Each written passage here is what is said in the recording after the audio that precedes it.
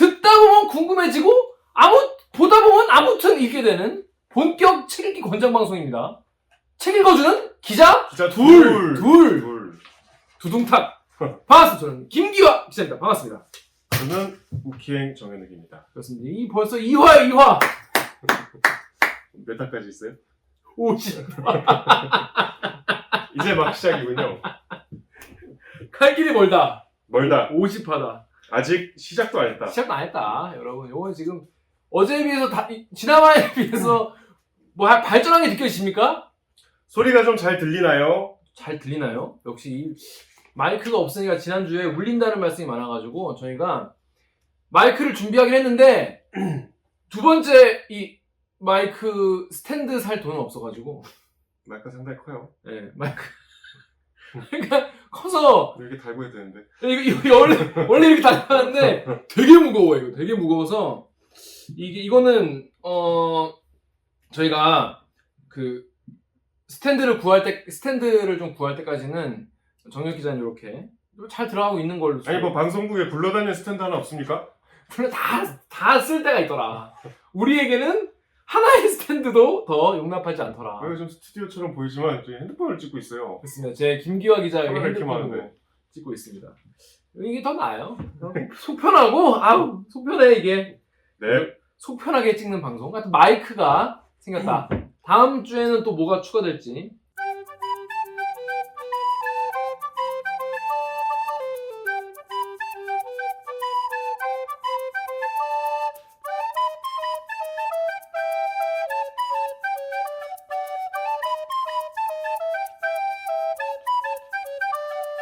추천할 게 없는데 이제. 스탠드가 생길지 요게 모르죠. 최선인 것 같은데. 예. 그 뒤에 이런 이런 따뜻한 느낌, 조명 이런 것도 점점 더 따뜻해질 예정이니까 기대해 주시고요. 덥다. 시원한데 뭐 이 정도면. 자, 지난주 수인 삼촌 편에서 어떻게 반응이 좀 어땠던 것 같아요? 저는 생각보다는 많은 분들이 댓글도 달아주시고 근데 저는 최초 공개를 봤거든요. 어. 와 재미없다, 지루하다 라고 좀 걱정을 했는데 예. 그래도 반응들이 나쁘지 네. 않아서 다행이에요. 왜냐면 또 우리 애정이 있으니까. 아니 왜냐면 우리가 수인삼촌 얘기를 너무 많이 했잖아. 우리끼리도 많이 하고. 그죠. 그래서 제 스스로는 약간 내 저기 또 했네. 한 얘기 또 지금 이 얘기도 또 했어. 또 한 얘기를 자세히 하고 있네. 그러니까 너무 조마조마한 거야. 네. 다른 분들은 어떻게 느끼셨는지 저희가 댓글 반응 한번 살펴보도록 하겠습니다. 먼저 윈터 북스토어님, 겨울 서점님이죠. 이 원조 북튜버님. 유명한 분이. 아 그렇죠, 유명한 분이죠.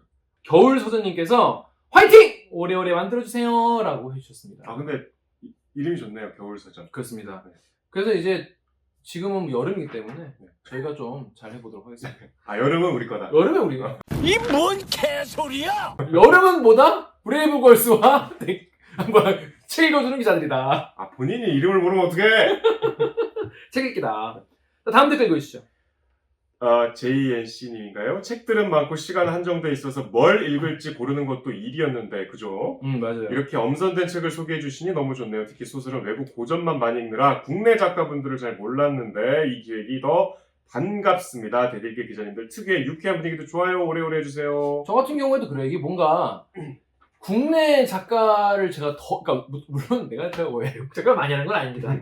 아직 저는 이제 여기서는 책을 많이 안 읽는 역할이에요. 실제로 그렇지 않지만 실제로는 책을 진짜 많이 읽는 책벌레지만 거의 하버드의 공부벌레 수준인데 책벌레지만 여기서 내가 캐릭터로 책을 설정이다. 그래서 외국 그 작가를 더 많이 하는 건 아니지만은 국내 작가는 더 몰랐는데 저도 이번 기회로 진짜 국내 작가님들 최소 50분을 알게 되지 않겠습니까? 심지어 저도 그래요. 저는 50편 명단 있잖아요. 네. 모르는 작가들이 굉장히 많아요. 정혁 기자는 책 진짜 많이 보거든요. 실제로 이분 진짜 많이 보는데 그런데도 처음 보는 분 많더라.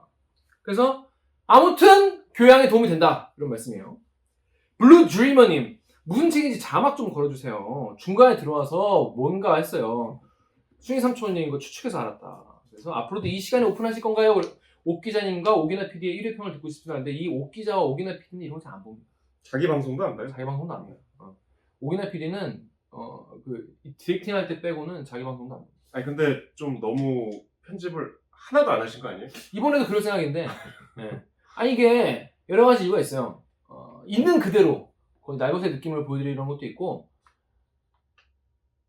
다 뭐 난 필요한 얘기인 것 같던데. 뭐 편집이라고 하면 이제 저의 좀 부적절한 발언과 적절한 발언을 짜라. 두둥탁 뭐 그런 거 넣는 정도. 네. 이번에는 무슨 편인지 무슨 책에 대한 건지 또 무슨 이야기를 진행하고 있는지 한 줄씩 넣어서 뭐 진행을 하도록 하겠습니다. 그리고 오픈 같은 경우는 저희가 원래 이걸 라이브로 할까 몇 시에 올릴까 되게 고민을 많이 했는데 그때그때마다 사정이 달라져가지고 이거를 좀 저희가 조정 중이라는 거.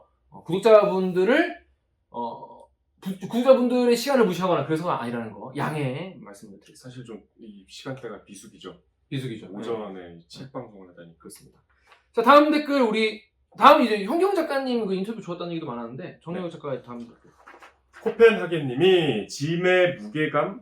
그러니까 우리가 평소에는 맨날 빡센 아이템을 하니까 짐의 그러니까 짐이 아니라 짐 약간은 내려놓은 기자님들 그렇게 하려고 합니다. 너무 좋네요. 고구마도 없고 이 기획 양팔 벌려 대판형이요. 마지막 작가님 인터뷰 영상도 너무 좋네요. 다음 댓글도. 라플레이시아님이 두 분의 대화 흥미롭고 재밌으면서도 내용은 유익하고 마지막 인터뷰에서는 글썽했어요. 희로애락이 다 있다. 제주 4.3을 알게 된 이후 순이 삼촌은 항상 읽어봐야지 하면서도 미뤄왔었는데 이번에는 꼭 읽어봐야겠다는 생각이 들어요. 유익한 영상 정말 감사합니다. 그렇습니다. 타로칸 주님 같은 경우에는 마지막 인터뷰 감동적이었어요. 울컥. 읽기도 힘든 내용을 쓰시던 작가님의 심정을 감히 가늠해 봅니다. 읽고 부총리 가서 뭔가 얼고 싶네요 하셨는데 하여튼 그 현경 작가님의 진심이 담긴 마지막 인터뷰가 되게 좋았다. 이런 말씀이셨습니다. 북촌리 가서 뭔가 알고 싶다는 말씀이 진정성이 있네요. 그렇습니다. 자, 그래서 지난주 순위 삼촌 여러분 어떻게 보셨는지 댓글에도 많이 남겨주셨는데 저희가 뭐 지금 뭐 부족하지만 뭐 조금씩 채워나가도록 하겠습니다. 아 그리고요. 네. 제가 그 현기영 편 제작할 때 제 그 기사 못지않게 마지막까지 고심한 게 음악이었거든요. 음악에 대해서도 근데 처음으로 반응이 있었어. 아. 아무도 음악에 대해서 얘기하지 않았는데 네이버 다음 댓글 그 누구도 음악에 대해서 얘기하지 않았다. 음악을 뭘로 쓸까를 제가 한 2주일 고민했어요. 아. 왜냐하면 이게 슬프면서도 좀 격렬하면 안 되고 잔잔해야 되면서도 약간 아름다워야 되고 막 이렇게 슬픔이 밀려오는 음악이면 그러니까 너무 과하게 슬퍼라 이래도 안 슬플래 막 곤란하잖아. 레퀴엠 막 이런 걸 조져버리면 안 되는 거죠. 그러면서도 슬퍼야 되지만 좀 아름다워. 아련해야 되고 잔잔 그 작가의 그 말이 묻히면 또 안 되고 그래서 정말 머리 싸며 고민하다가 고심 끝에 고른 곡인데 제가 봐도 되게 잘 어울리더라고. 하지만 아무도 알아주지 않았는데 댓글에서 처음 봤어요. 맞습니다. 그래서 너무 뿌듯했어. 그렇습니다. 그 곡이 뭔지 잠깐 소개를 해주시죠. 그게 잘 클래식 좋아하시는 분도 잘 모르시는 가브리엘 포레라는 이제 프랑스 작곡가의 레퀴엠에서 피의 예수가 이제 계속 구원을 해달라는 가사가 반복되거든요. 이 사람들을 구원해 주소서 이런 가사가 반복되거든요. 그래서 내용도 맞아요. 하고 그래서 굉장히 작품 분위기와 너무 잘 어울리는데 내가 이걸 왜 생각을 못했지 하고 썼는데 뒤늦게 알아주셔서 감사했습니다. 감사합니다. 그래서 가브리엘 포레님의 곡 제목 뭐라고요? 레퀴엠 중에 이것도 레퀴엠인데 레퀴엠 치고 되게 아름다운 곡이에요. 가브리엘 포레가 부릅니다. 레퀴엠. 그 중에 피의 예수. 피의 예수? 예, 예수. 예수님? 네. 애수가 아니라 예수. 키우려고. 애수일 수도 있잖아요. 그래서 지옥이야? 그래서 그 음악도 신경 쓰고 나가다. 자, 이번 주는 뭐냐? 이번 주 다룰 작품은 뭐죠? 예고해드린 대로 이문열 작가의 우리들의 일그러진 영웅입니다. 그렇습니다. 우리들이 그려진 영웅 다들 한 번씩 보셨을 거예요. 내용도 알죠? 내용 다 알죠. 뭐. 유명한 내용인데 요거에 대해서 이제 저희가 다음 작품에 대한 그러니까 평 같은 거 아니면 자기의 생각 같은 거를 근데 남겨주시면 저희가 이제 그 다음 주에 소개를 해드릴 건데 이문열 작가의 우리들의 읽어진 영웅에 대해서도 댓글이 있었어요. 김도영 대부분 안 좋아해 이문열 작가님을. 김도영님이 이문열은 글 쓰는 재주는 있지만 창작가로서의 자격은 없다고 생각합니다. 모티브나 주요 문장은 인용된 것이 많고요. 우리들의 읽어진 영웅은 황석영의 아우를 위하여와 맥락이 비슷합니다. 작가로서의 이문열이 무슨 의미가 있을까요? 라고 하셨고요. 자, 이문열의 우리들의 일그러진 영웅. 이게 근본 아니겠습니까?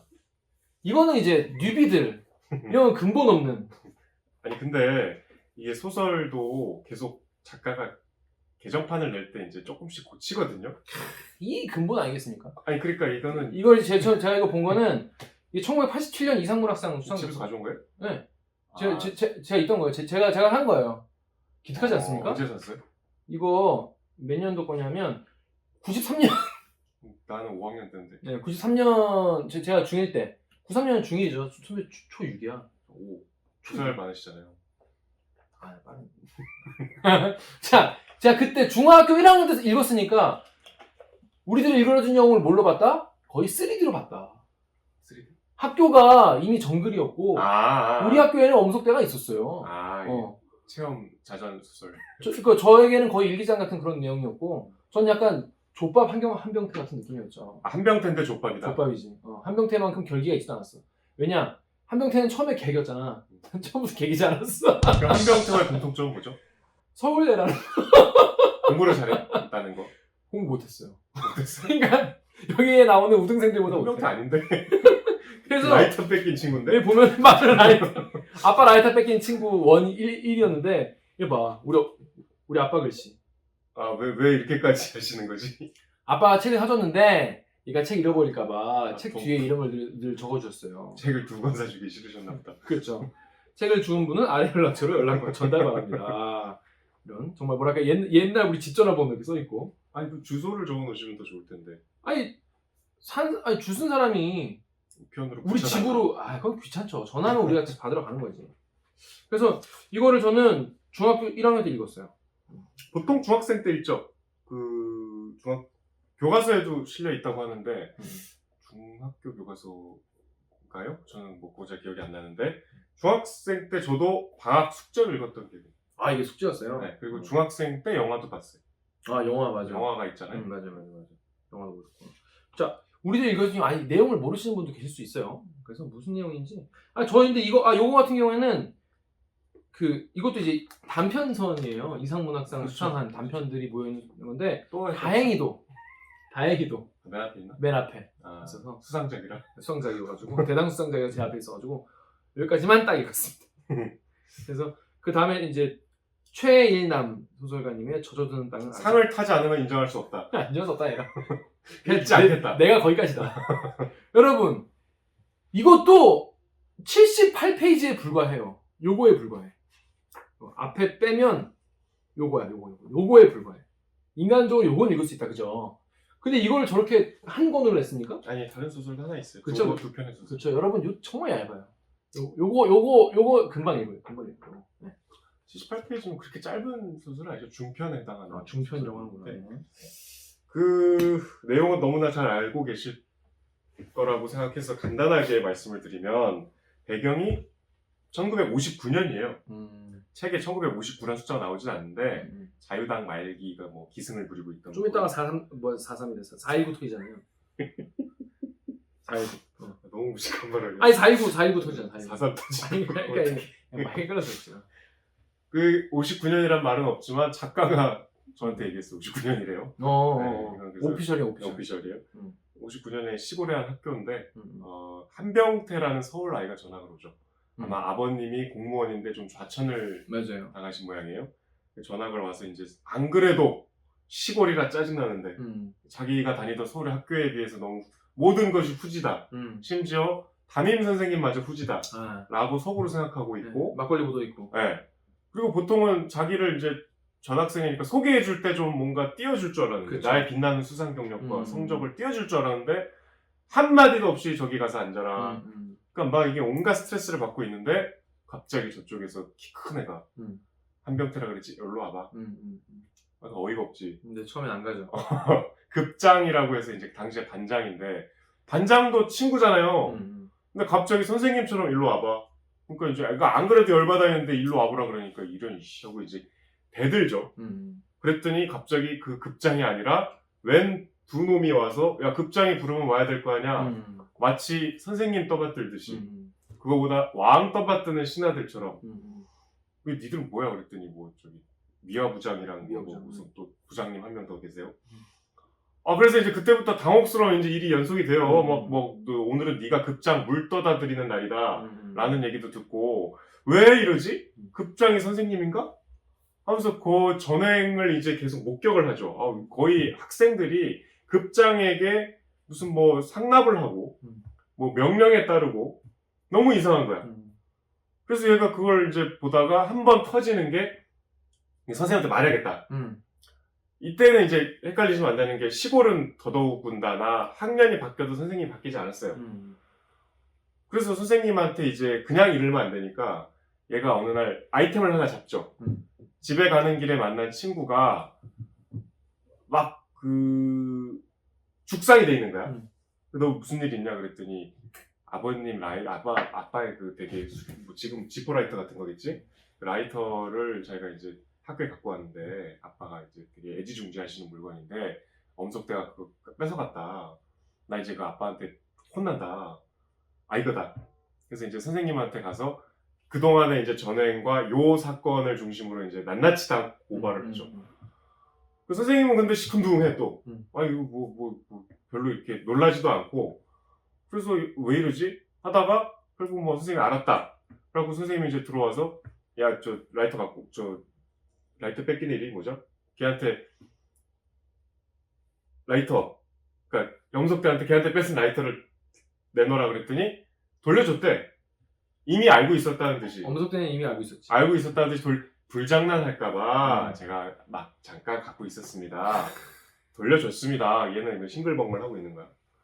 그러니까 이제 나중에 진상이 밝혀지지만 교무실에서 그 고자질 하는 동안에 그 주변에 있던 친구가 이제 가서 엄석대한테 보고를 해서 전후 사정을 알게 된 엄석대가 조치를 미리 한 거죠.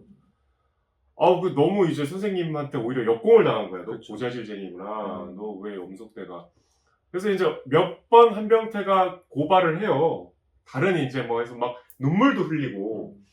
그 선생님이 한 번에 이제 너무 이상하니까 아이들한테 엄석대가 교실 밖으로 나가 있어라. 너는 좀 빠져 있어라 하고 아이들한테 눈을 감은 채로 물어봐요. 엄석대 여기 없으니까 솔직하게 한번 얘기해봐라. 제가 정말 너를 괴롭히냐. 아무도 그렇지 않다고 오히려 한병태가 저지른 비행에 대해서 소소한 비행들 거기에 대해서만 그러니까 이제 야 이건 명백하다. 완전 바보 되는 거예요. 그래서 이제 불러다가 선생님이 그때는 약간 타이르죠. 거기에서 선생님의 진심이 나오잖아. 야 네가 엄석대가 못마땅할 수 있지만 나는 선생으로서 엄석대가 필요하다. 얘가 있어서 우리 반이 굉장히 우수한 반으로 여러 가지 경시 대회에서 좋은 성적도 거두고 반 대학 뭐 여러 가지 대회에서도 항상 1등을 하는 우수한 반이지 않냐. 뭐가 문제냐. 나는 이 엄석대가 만들어 놓은 질서를 인정할 수밖에 없다. 부당한 점이 있을지라도 이건 내가 갖고 가겠다. 라고 얘기를 해요. 그러니까 이제 여기서 완전히 전의를 상실하죠.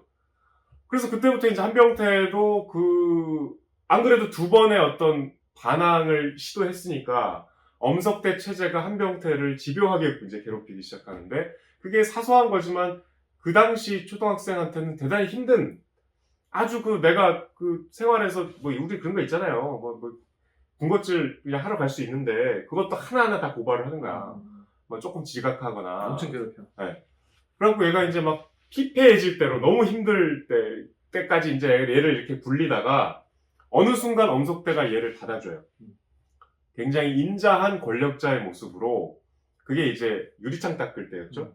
열심히 닦고 막 우니까. 유리창 열심히 닦아도 이제 급장에 검사를 받아야 집에 갈 수 있는데 불합격 하고 이제 얘가 어느 날 막 계속 불합격되니까 이 권력의 그 비정함과 권력의 어떤 위력 거대함을 몸소 체험하고 이제 앞에서 이제 나는 할 수 있는 게 없구나. 이제 무릎을 꿇고 이 유리창 앞에서 눈물 흘리고 있는데 갑자기 거대한 그림자가 딱 오더니 인자하게 합격.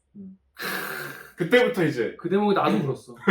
나도 용서받은 느낌이었어 엄석대한테. 그러니까 이제 완전히 무장 해제된 거야. 엄석대에게 완전히 이제 포박된 거야. 심리적으로도. 그래서 그때부터 이제 충실한 엄석대 체제의 수호자가 되죠. 그러니까 갑자기 그때부터 나에게 적대적이던 모든 반아이들이 갑자기 나한테 잘해주기 시작하고 뭔가 나를 엄석대의 라인에 엘리트로 대접을 하기 시작하죠. 너무 달콤하잖아. 난 엄석대한테만 수그리면 그러니까 1인지야 만인지 이상이 되는 거지. 그러다가 이제 엄청난 충격적인 외부에서 담임 선생님이 이제 6학년으로 올라오면서 새로 오세요. 합격. 젊은 선생님이 이제 새로 오시는데 이 뭐 소설의 맥락상 나이는 안 나오지만 뭐 20대 정도로 보이는데 이 선생님이 이제 엄석대의 비행을 이상하게 생각하기 시작해. 앞에 그 선생님 같은 시각이 아니고 이 사람은 이제 철저하게 외부에서 딱 이제 와서 보니까 뭔가 이상한 거야. 엄석대가 일단 공부를 수업 시간에 이렇게 뭐 예를 들면 우리 산수 시간에 나와서 풀어봐 이런 거 많잖아요. 그때에 비해서 성적이 너무 좋은 거야. 그래서 이제 시험 때 결정적인 증거를 이 선생님이 잡죠. 이거 엄석대가 푼 게 아니구나. 이게 이제 나중에 그 소설에 거의 뭐 저 중간 후반부에 나오지만 각 과목당 그 잘하는 애들이 이름을 엄석대로 바꿔서 내잖아요. 그걸 이제 이 선생님이 발견하고 엄석대를 물리적으로 이제 체벌을 하죠. 조져버리죠. 아주 무섭게 애들이 보는 앞에서 그 반의 절대 권력자였던 엄석대가 아주 초라하게 벌을 받죠. 그리고 이제 그 균열이 생기면서 아이들이 점점 용기를, 왜냐면 엄석대보다 강한 사람이 나와서 엄석대를 제압하고 얘가 뭘 잘못했는지 얘기해라. 그러니까 갑자기 애들이 180도 바뀌어갖고 한 사람씩 그동안 엄석대한테 당했던 일을 얘기하죠. 근데 우리의 양심적인 지식인 한병태는 이제 내가 차마 저렇게까지는 못하겠다. 왜냐면 나는 저 밑에서 꿀 빨았으니까. 그래서 자기 차례가 되니까 그냥 침묵을 지켜요. 그래서 애들이 막 야유하고 조롱하고 너 왜 가만히 있냐, 너도 많이 당하지 않았냐, 얘 눈에는 애들이 이상한 거야. 그러다가 이제 엄석대가 잘해봐 이 개새끼라고 이제 나가버리죠. 그들이 이제 엄석대를 볼 수 없다가 세월이 흘러서 어른이 됐을 때 엄석대가 아주 그 기차역에서 이제 한병태가 어른이 돼서 가족들과 이제 피서를 갔는데, 강릉인가요? 거기 이제 엄석대가 막 엄석대로 보이는 누군가 불량한 사람이 경찰에 연행되는 걸 보면서 잊고 있던 엄석대, 내가 잊고 있었지만 잊고 있지 않았구나 하면서 밤에 엄석대를 떠올리며 눈물을 흘리는 장면으로 소설이 끝이 납니다. 그렇습니다. 역시 뭐 작가님 녹화 잘 되고 있나요? 확인해 주세요. 그렇습니다. 여러분 다 아는 내용이지만 또 들으니까 또 새로우실 수도 있어요. 일단 이 작품 어땠습니까? 처음 다 읽었을 때 느낌. 중학생 때 처음 읽었잖아요, 우리 네. 둘 다. 네. 일단 너무 재밌잖아. 재밌어. 중학생이 봐도 너무 재밌고 이해가 쉽고 그리고 뭘 말하려고 하는지 알겠다 라는 생각이 들 정도로 그 우화잖아 이게 일종의. 그렇죠. 우화의 구조가 되게 간결하고 주제의식이 뚜렷하다. 굉장히 메시지가 분명해서 중딩 때 그렇게 생각했다고? 중학교 때도 이게 주제의식이 뭔가 권력 비판 의문을 알겠잖아. 음. 그러니까 되게 진짜 재밌었어요. 음. 다른 걸 다 떠나서.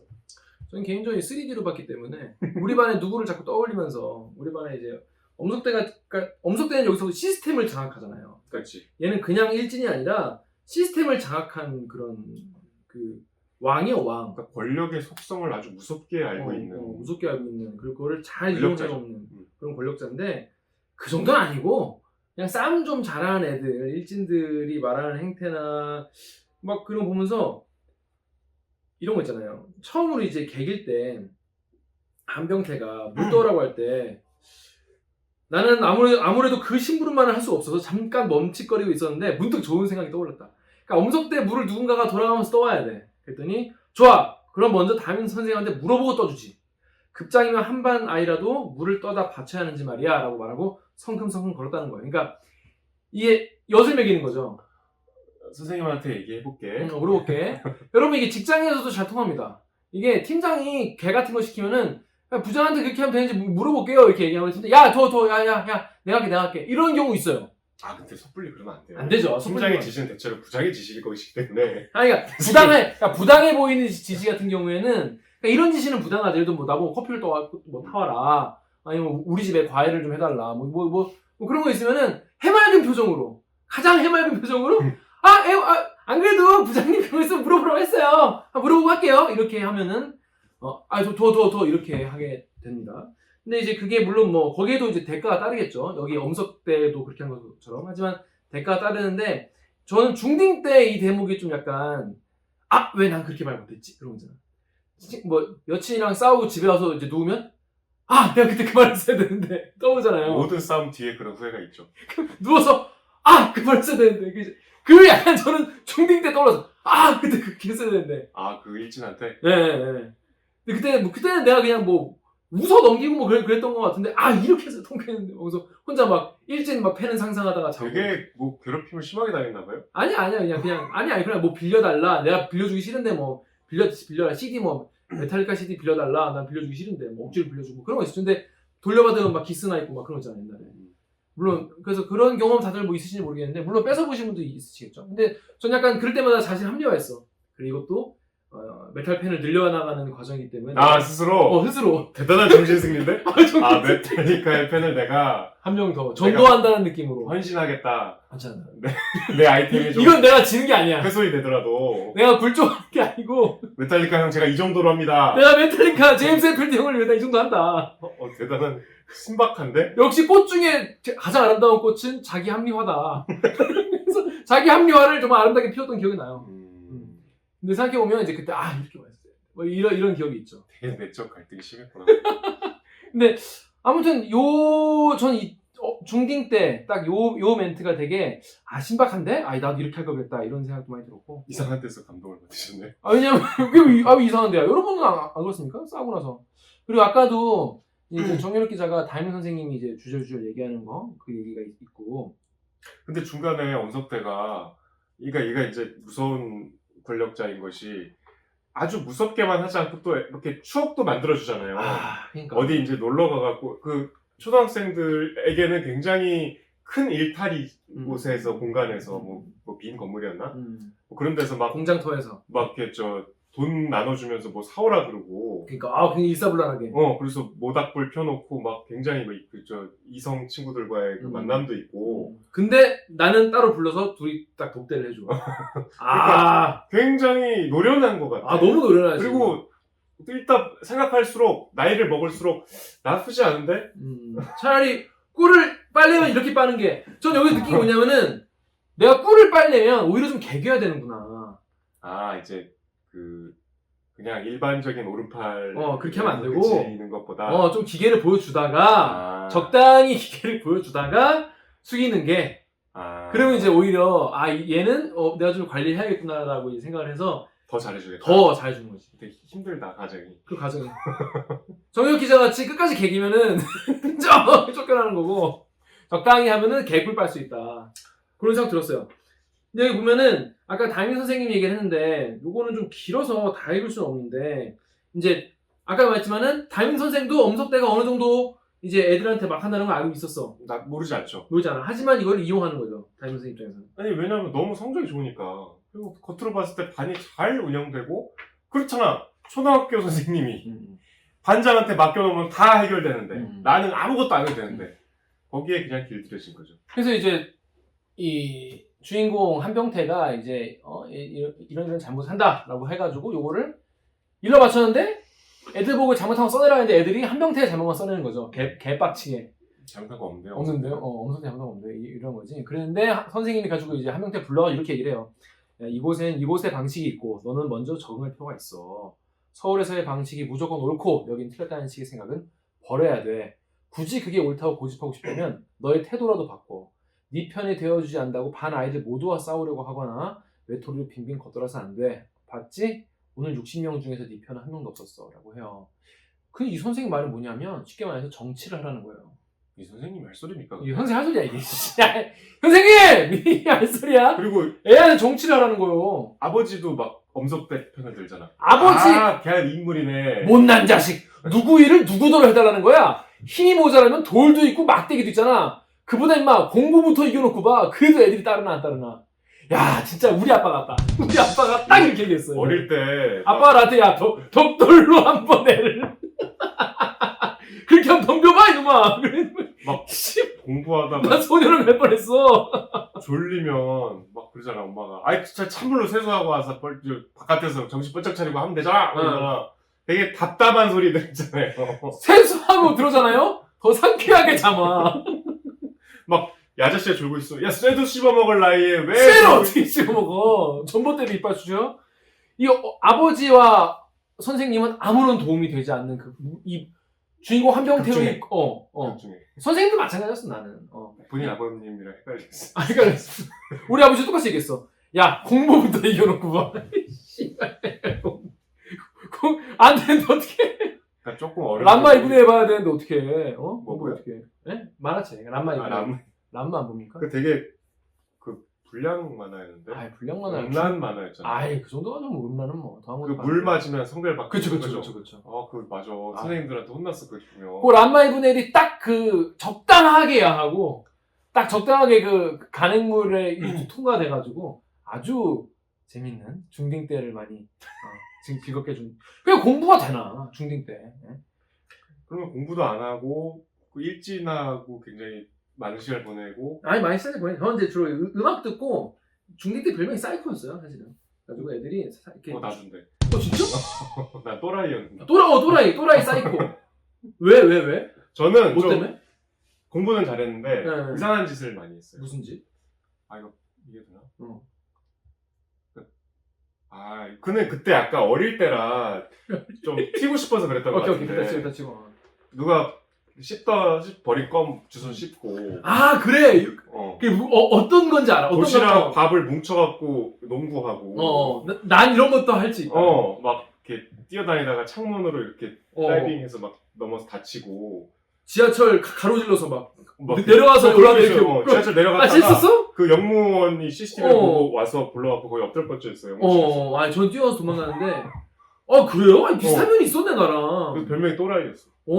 정찬 작가님 생각보다 고생 많이 하셨네. 아니 근데 뭐 별 사고를 이렇게 친 적은 없는데 저는 이제 애들 선동해가지고 숙제 없었다고 선생님한테 속이고. 그건 너무 큰 범죄. 그러니까 그런 거를 많이 했었죠. 애들 저 선동해가지고 그날 막 무슨 시간인데요? 수학생 들어오면 영어 시간인데요? 막 이런 거 하자고 애들한테. 만우절 때 하는 장난을 매일 해서 매일. 선생님 저 되게 싫어했어요. 선생님들 그래서 저 막 뒤에 나가서 엎드려 뻗쳐하고 있고 뒤에 나가서 난 배고프지도 않는데 뒤에서 일부러 막 도시락 까먹자고 애들한테 앉아서 도시락 먹고 선생님한테 걸리고. 그때 들을수록 되게 별로다. 아무튼 저는 이게 하여튼 학창 시절이 좀 장난치는 건 좋아했었는데 그 맨날 메탈리카 듣고 집에 가는 게 오락실가 맨날 놀았어요. 공부 너무 안 했어. 근데 아무튼 그때도 뭔가 아버지와 선생님들은 이 주인공 병태의 고립감과 이 무력감, 외로움을 더해주는 존재. 아무런 도움이 되지 않는 엄석대의 그 무서움을 더 증폭시켜주는 그런 존재일 뿐이죠, 진짜로. 그런데 보시면은 나중에 선생님이 돌아오잖아요.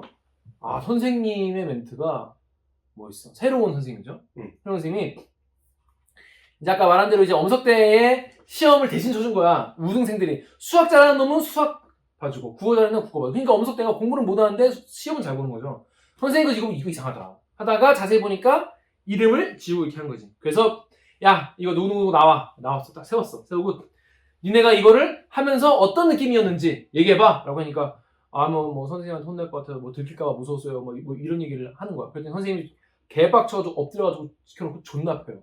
졸라 팬 다음에 뭐라냐면 나는 되도록이면 너희들에게 손 안 들려고 했다. 석대의 강압에 못 이겨서 시험지를 바꿔준 것 자체는 용서할 수 있어.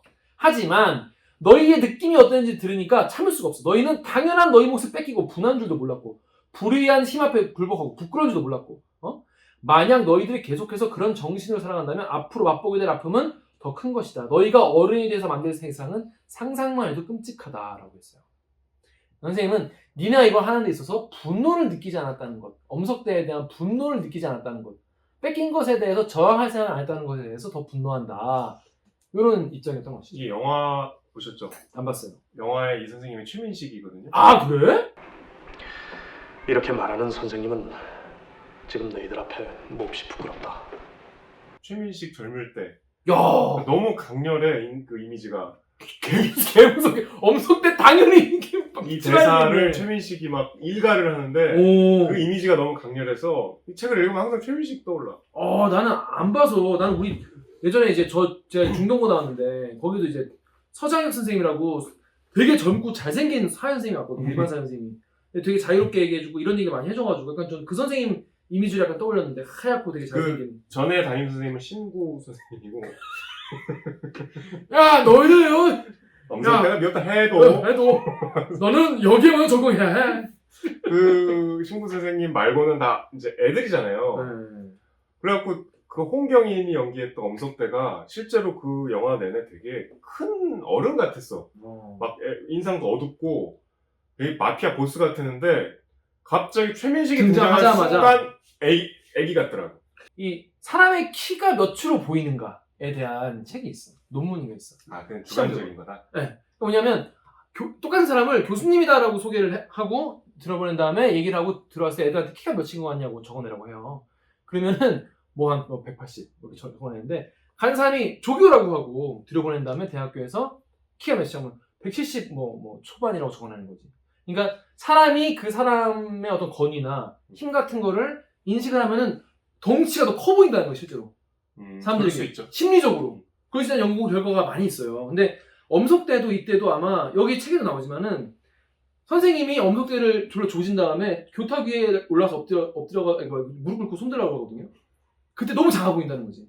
그게 이제 그 모습 자체가 되게 충격인 거죠. 우리의 대장이 이렇게 무릎 꿇고 손들면 되게 웃기잖아, 사람이.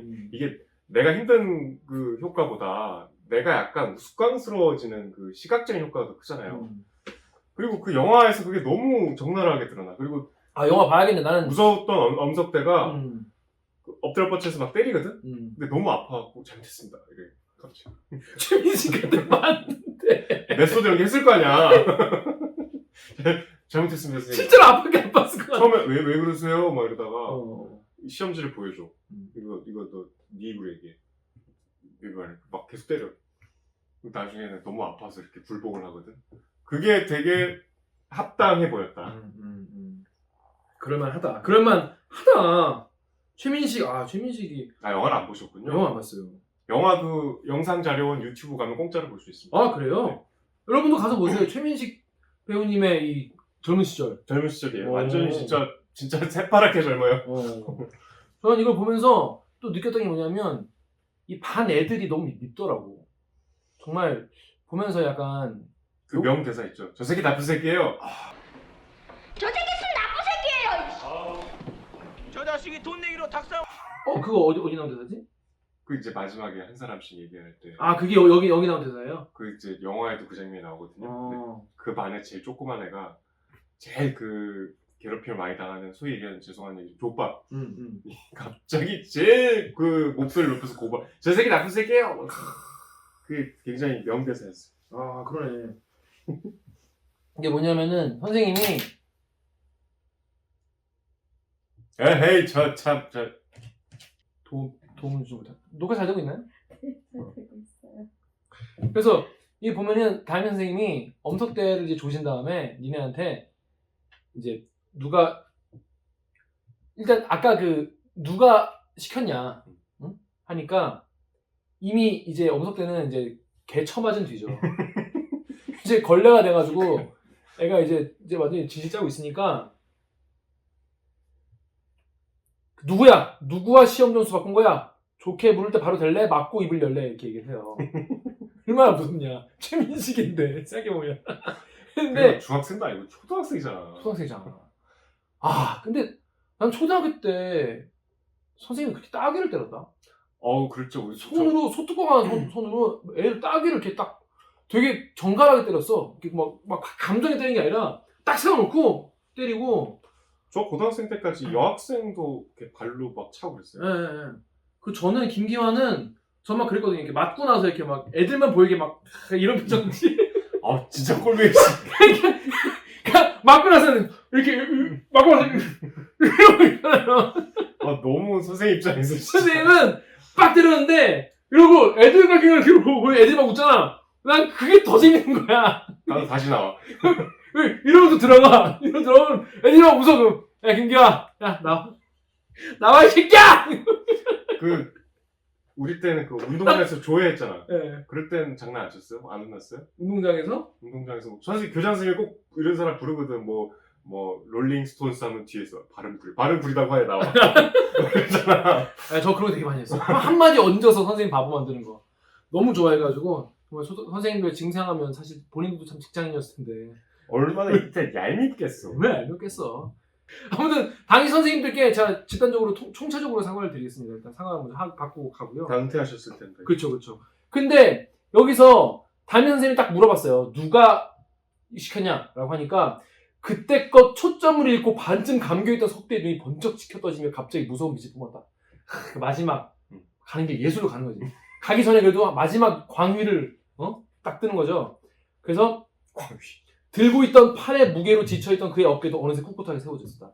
그걸 본 아이들은 움찔했다. 그러나 대세는 기울어진 뒤였다. 아이들은 석대가 이미 약한 걸 보았고 서슴없이 강한 담임 선생님을 택했다. 엄석대입니다.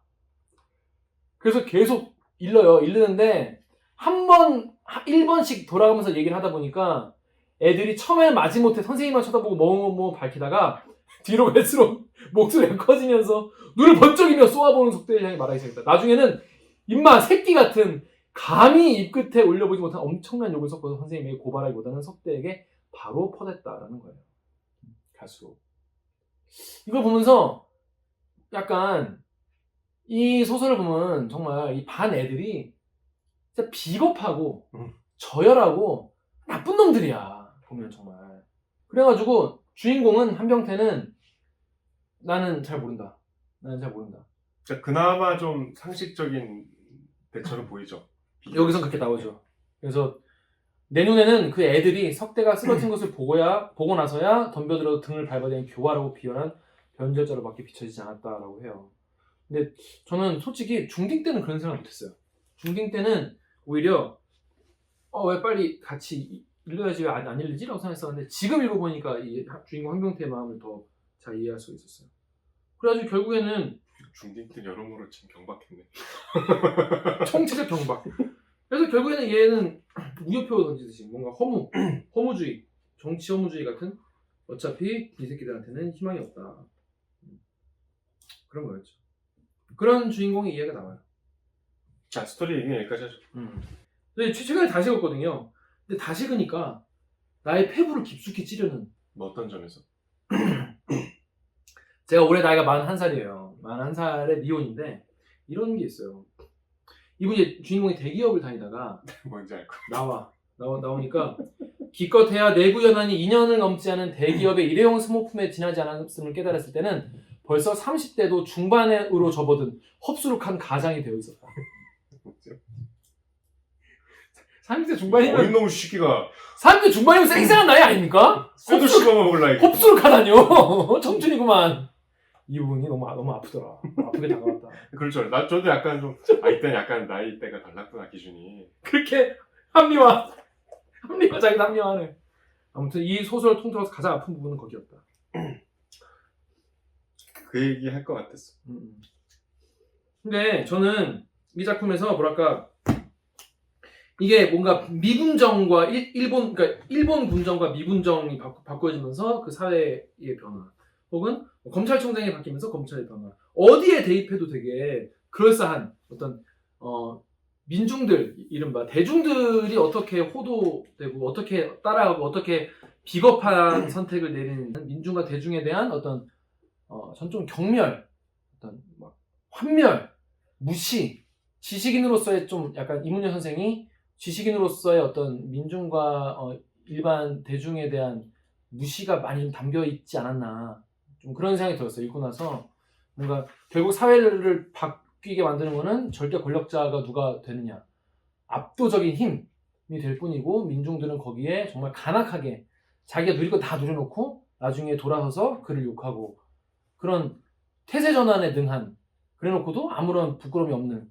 적어도 나는 한병태는 지식인이기 때문에 이거에 대해서 허무주의라도 느끼는 오히려 정치 허무주의가 오히려 양심적인 판단이다. 좀 약간 그런 뉘앙스가 좀 있는 것 같아서 보고 나서 좀 약간 맥이 빠졌어요. 다 읽고 나서 물론 그 과정은 난 납득은 다 됐어. 한병태가 왜 그렇게 생각하는지 애들이 왜 그런지 불편했다. 불편하고 슬펐어요.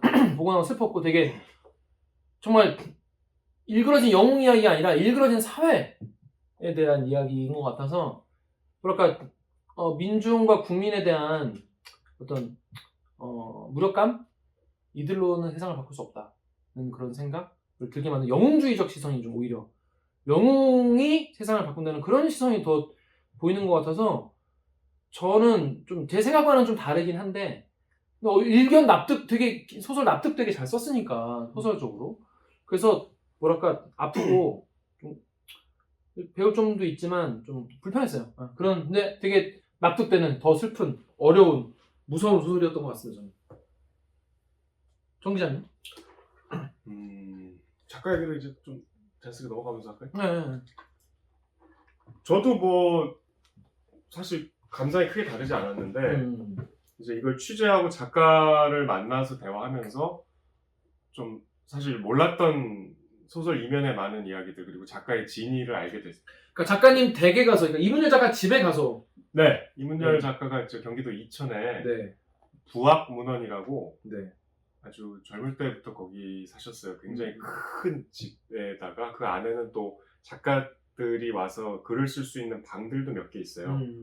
그래서 저는 저희 아버님이 거기 뭐 몇 달 머무르면서 집필하신 적도 있기 때문에 모셔다 드리면서 이문열 선생을 전에도 몇 번 뵀었어요. 그 집은 이제 몇 번 당연히 가봤고, 그래서 이번에 취재도 거기 직접 가서 이제 그 집필실에서 했는데, 일단 이 지금 이 최신 개정판 여기에 작가가 직접 밝힌 부분 중에 아 그런 게 있어요? 그 원래 담임 선생님은 미국이다 이렇게 명시적으로 아, 그래요? 네. 아 이거 내가 작가의 의중을 꿰뚫었네. 그러니까 이제 이 대한민국의 독재 체제를 용인하는 미국의 태도를 이제 은유한 캐릭터이라고 본인이 밝힌 거죠. 그럼 이게 엄석대가 전두환이네. 엄석대는 명확하게 전두환을 타겟으로 쓴 캐릭터예요. 엄석대는 전두환이고 그 밑에 애들은 일당들이고. 그렇죠. 어. 그러니까 이문열 선생이 이제 이 작품의 집필 배경을 얘기할 때 87년에 이제 4.13 호헌 조치라는 게 있죠. 네. 87년이면 전두환 대통령이 이제 대통령이 된 지 7년째 되는 해고, 헌법상 임기가 이제 마지막 해이기 때문에 그때의 헌법은 간접 선거였기 때문에 대통령을 체육관. 직접 체육관에서 그냥 뽑는. 근데 이제 막 개헌의 목소리가 이제 들불처럼 막 이제 퍼져나가기 독재 타도 호원 철폐. 시작했던 그러니까 호헌 철폐 나오기 직전에 아 그치 호원 아직 안 했으니까 철폐할 수 없지. 그때 전두환 대통령이 이제 대국민 담화를 통해서 헌법 바꿀 일은 없다. 호헌이죠. 호원 가자. 그러니까 다시 얘기하면은 호우. 대통령 계속 간접 선거해서 뽑겠다. 직선제라는 없다. 라고 선언을 해버렸어요. 그 4.13 호헌 조치라 그래서 네. 이제 그때 이제 호헌 철폐란 말이 처음 나오죠. 독재 타도 호원 철폐. 그때 이문열 선생이 본인이 이렇게 얘기하더라고. 자기는 그동안 전두환 체제에 대해서 입장 표명을 하지 않았는데 내가 무슨 뭐 운동하는 사람도 아니었고 활동가도 아니었기 때문에 나는 그냥 작가여서 뭐 여러 가지 비판적인 생각은 있었지만 얘기는 하지 않았는데 공개적으로 호헌 철폐를 보면서 이거는 내가 한마디 해야겠다. 이거는 내가 작가로서 뭔가 얘기하겠다. 그러니까 그 집필 과정이 되게 영화 같아. 그래서 자기가 호헌 철폐 뉴스에서 딱 보는 순간 그 모 개간지 이제 주간한테 전화를 했대. 여름호 마감이 언제냐? 4월이니까 이제 보통 개간지가 봄, 여름, 가을, 겨울에 나오잖아요. 곧 여름호가 나올 거 아니야? 여름호 언제 나옵니까? 마감이 한 2주인가밖에 안 남았더래. 내가 지금 급하게 소설을 쓸 테니까 조금만 연장해달라. 그래갖고 최대 연장을 해줄 수 있는 게 와 이문열이 전화하면은 개간지 마감일을 연장해 주는 거야. 그래서 한 달 반 정도의 시간이 있었대. 그때 쫙 써서 야 이거 한 달 반에 쓴 거예요? 한 달, 2달 남짓 걸렸다는데 이제 그 집필 연장된 기간이 한 달 반이라고 했으니까 뭐 그 정도 기간에 일단 초고를 썼겠죠. 그래서 이제 그때 급하게 써서 실린 책이래요. 그러니까 전두환 대통령에 대한 첫 입장 표명인 셈이죠. 그거를 우화로 이게 포장을 해서 그렇기 때문에 소설의 의도가 명확하지. 우리가 여러 가지로 해석할 수 있지만 작가가 적어도 처음에 쓰고자 했을 때 오피셜 드러내고 고 싶었던 캐릭터들은 그렇구나. 정해져 있었다. 그런 얘기였습니다. 방금 알았네요. 여러분 아셨습니까? 2달 만에 후루룩 쓴 거예요. 근데 어쨌든 야 멋있지 않습니까? 짱인데? 내가 이거를 글로 뭔가 써야겠어. 전화해서 마감이 언제요? 그랬더니 마감이 언제입니다만 언제까지 조금 더 드릴 수 있습니다. 그러면 내 지면을 좀 비워두도록 하지. 그렇게 말씀 안 하셨겠지만. 알겠습니다. 그리고 쫙 써가지고 대상. 그치, 그것도 이상문학상까지 받은 작품이 됐죠. 역시 뭐 여러 가지 논란이 있지만 하여튼 글빨 하나는 정말 기깔 나는 분이다 그런 생각이 드네요. 아니 그 재밌어 보면 야 구성이 참. 근데 이제 다음 넘어갈게요.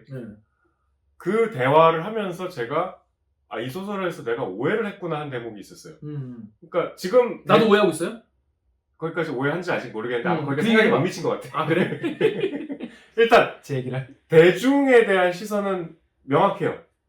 그리고 그 당시에 제가 좀 당혹스러울 정도로 뒤에 이문열 선생에 대해서 좀 인간적인 이야기를 뒤에 하겠지만 대중에 대한 그 냉소적인 시선이 굉장히 그 선명해요. 지금도? 그러니까 대중은 우매하다는 말씀을 하시고 히틀러의 예를 들면 히틀러가 이제 선거에 의해서 뽑힌 그렇죠. 당시에 바이마르 공화국에서 당시 독일 정권이었으니까 국민들은 뭐 그런 예를 들면서 역사 속에서 대중은 늘 그 시류에 민감했고 굉장히 그 힘의 논리에 약했다. 자기는 대중의 힘을 믿지 않는다. 뭐 대중의 힘을 막 내세우는 일부 정치인들의 선동일 뿐이다. 라고까지 말씀을 하셨어요. 그러니까 자기는 전두환이라는 독재자가 아무리 뭐 뛰어난 지략을 갖고 있거나 뭐 출중한 뭐 인물이거나 상황이 그렇다 해도 대다수의 대중이 용인하지 않으면 그 정권이 탄생할 수 없다고 생각한다. 전두환이 집권할 수 있었던 것은 대중의 어떤 그 묵인도 있었다. 라는 이야기를 하면서 대중에 대한 대단히 비판적인 회의적인 시선을 갖고 있다는 것을 직접 드러내셨어요. 그러니까 제가 약간 완곡하게 여쭤봤거든요. 대중을 너무 좀 우매하게 보신 거 아닙니까? 대중은 우매합니다. 라고 말씀하실 정도로 그 부분은 이제 우리가 소설에서 충분히 감지할 수 있었는데 제가 가장 놀란 대목은 최민식의 역할. 새로운 선생님. 그러니까 이 소설에서는 우리가 최민식이 어떤 영웅이잖아. 그렇죠. 새로운 선생님이 이 엄석대 질서를 깨준 외부에서 온 어떤 개혁가 내지는 새로운 지도자, 신 같은 거죠. 혁명을 완성시킨 새로운 권력자. 하지만 대단히 정의로운. 근데 이문열은 이 캐릭터를 대단히 싫어해. 자기는 이 캐릭터도 부정적으로 그렸대요. 그러니까 저는 이거 보면서 헷갈린 게 뭐냐면 분명히 이 선생님이 둘이 나오잖아요. 근데 미군정의 행태는 약간 새로운 선생님이 약간 미군정 같은 거야. 왜냐면 기존의 일제에서 이제 거기서 살고 있던 사람들에게 와가지고 뭐 이것저것 막 척결해주면서 민주주의를 뭔가 이제 여기서 이제 뿌리내리게 이 반 내에서 막 투표시키고 막 그래요. 그럼 보면서 이게 두 선생님이 약간 미군정의 역할을 반반씩 약간 나눠서 가진 건 아닐까 이런 생각이 드는데 한반도의 민주주의를 이식한 그 역할을 뒤에 선생님이 그래서 그런 생각도 들었는데 결국 이 소설에서 승자는 아무도 없어요. 아무도 승자가 아니야. 그 뒤로 온 선생님이 그냥 선생으로서의 권력을 그냥 휘두른 것 뿐이지 사실은 뭐 이게 뭐 영웅 같다는 느낌보다는 약간 주인공이 약간 뭔가를 싸워서 이뤄내거나 이러기를 바라잖아요 사실 사람들은. 그런데 주인공이 이뤄내는 게 아니라 외부에서 와가지고 이거를 그냥 이런 거 뭐라고 하죠? 데우스 엑스 마키나라고 하나? 맞나? 맞아요 작가님? 작가님 맞아요? 와 안 듣고 있어? 미쳤다 진짜. 오진우 작가의 실체입니다. 그러니까 외부에서 갑자기 그러니까 어떤 이야기에서 스토리가 꼬여 있을 때 갑자기 외부에서 그렇죠. 맞아. 그런 느낌이었어요. 그래서 약간 좀 맥 빠지는 부분도 있어요. 근데 너무 현실감 있고 그럴싸하기 때문에 학교에서 넘어가서 선생님 바뀔 수 넘어갈 수 있으니까. 있었죠. 그 맹자의 뭐 그런 얘기가 있대요. 이문열 선생님 말씀으로는 뭐 가르쳐 주지 않고도 벌을 주는 게 제일 나쁘다라는 말이 가르쳐 주지 않은 채로 벌을 주는. 그러니까 본인이 거기 민주주의에 대한 교육을 하지 않았으면서 그게 나쁘다고 얘기하지 않았으면서 일단 매부터 들었다. 대단히 폭력적이고 자기만의 정의에 빠져 있는 자아도취형 인간이다. 그래서 이 반은 이 소설에 나오지 않지만 이 작가 얘기예요. 대단히 그 뒤로 더 이상해졌을 것이다. 이 선생님 때문에. 라고 본인이 얘기하더라고요. 그 얘기를 들어보니까 그러네. 왜냐면 애를 일단 패잖아요. 패는데 설명을 해주고 패는 게 아니라 패고 나서 설명해. 패고 나서 내가 왜 맞았지 하고 있을 때 이제 우는 애들한테 너희들이 만들 세상은 상상만 해도 끔찍하다. 왜? 애들은 그런 얘기를 들어본 적이 없는데 이게 잘못됐다는 얘기 들어본 적이 없는데 그러네? 듣고만 그러네? 그러니까 이 선생님의 어떤 정의를 독점한 입장에서는 너희들이 과거에 했던 일이 일단 벌을 받아야 된다라고 생각했겠죠. 근데 이제 이문열 선생은 자기가 창조한 캐릭터지만 대단히 그거는 오만한. 생각해보니까 나도 되게 생각이 짧은 게 애들 팰 때랑 그냥 속 시원하다 생각했어. 좀 그런 면이 있죠 실제로. 독자한테 그런 통쾌함을 줘서 잘됐다 이 새끼들 더 맞아라 이러고 있었는데 생각해보니까 내가 맞는 입장이면 억울할 것 같아. 누구도 나에게 이게 잘못이라고 얘기한 적 없는데 아니 씨 일단 패고 나서 얘기해봐라. 네 얘기했더니 패고 나서 네 얘기를 듣고 더 화가 났다. 씨발 뭐야 이게. 소설 이제 자연스럽게 이제 우리가 읽으면서 얘들이 그럼 크면 어떻게 될까? 엄석대는 커서 뭐 했을까 궁금하잖아요. 그게 이제 소설의 결말과 연결이 되는데 전 약간 사족이었던 것 같아요. 엄석대는 그냥 안 나왔어도 됐을 것 같아요. 그러니까 결말이 약간 억지스러웠어. 3개가 있었대요. 오. 직접 자기가 썼대. 오, 여러분. 우리들의 읽어준 영웅은 결말이 3개였다. 빠밤. 그러니까 책에 나온 결말은 엄석대의 초라한 모습이잖아. 초라한 모습을 우연히 주인공이 마주쳐서 발견하는. 범죄자. 그것도 심지어 잡혀가는 그 순간에. 그리고 이건 약간 아침 드라마 같은 너무 우연을 그렇게 거물급 범죄자인 것 같지도 않잖아. 잡범으로. 보면. 아니, 난 그 구성 자체가 약간 너무 억지였던 느낌이 들었어요. 그러니까 나머지 2개의 결말 중에 하나는 제가 골라볼게요. 픽을 해볼게요. 하나는 소실됐는데 하나는 엄석대가 어떻게 됐는 이 결말은 엄석대가 수갑을 차는 거잖아요. 그죠. 근데 이제 엄석대가 잘 됐는지 못 됐는지 모호하게 끝나는 그냥 아무 결론도 없는 결말이 하나 있고 다른 결말은 여기 실려 있어요. 오. 새 책에. 근데 저는 이 결말이 오히려 영화적인 재미는 있어. 뭔데? 혹시 스포 당하기 싫으신 분은 한 5분 뒤로 넘어가시기 바랍니다. 한병태가 마찬가지로 이제 회사원 한병태가 직장인 한병태가 이제 한병태 여기서 학원 선생이잖아. 황 선생이 나거기도 맞아.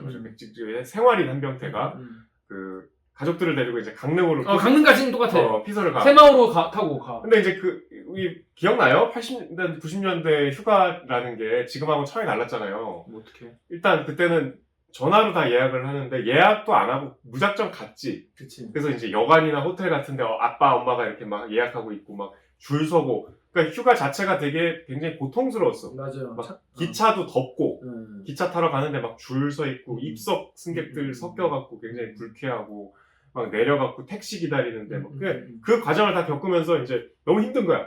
강릉까지 왔는데 택시 줄이 또 이만큼 긴 거야. 그래서 나 오늘 그 막 앞에 선 사람들이 야 오늘 숙소 없대, 다 예약 꽉 찼대. 그래서 막 애들은 막 이제 막 더워갖고 징징거리고 하고 줄 서 있는데 어떡하지? 근데 갑자기 검은 세단이 쫙 오더니 창문이 쫙 열리고 한명태 맞지? 타.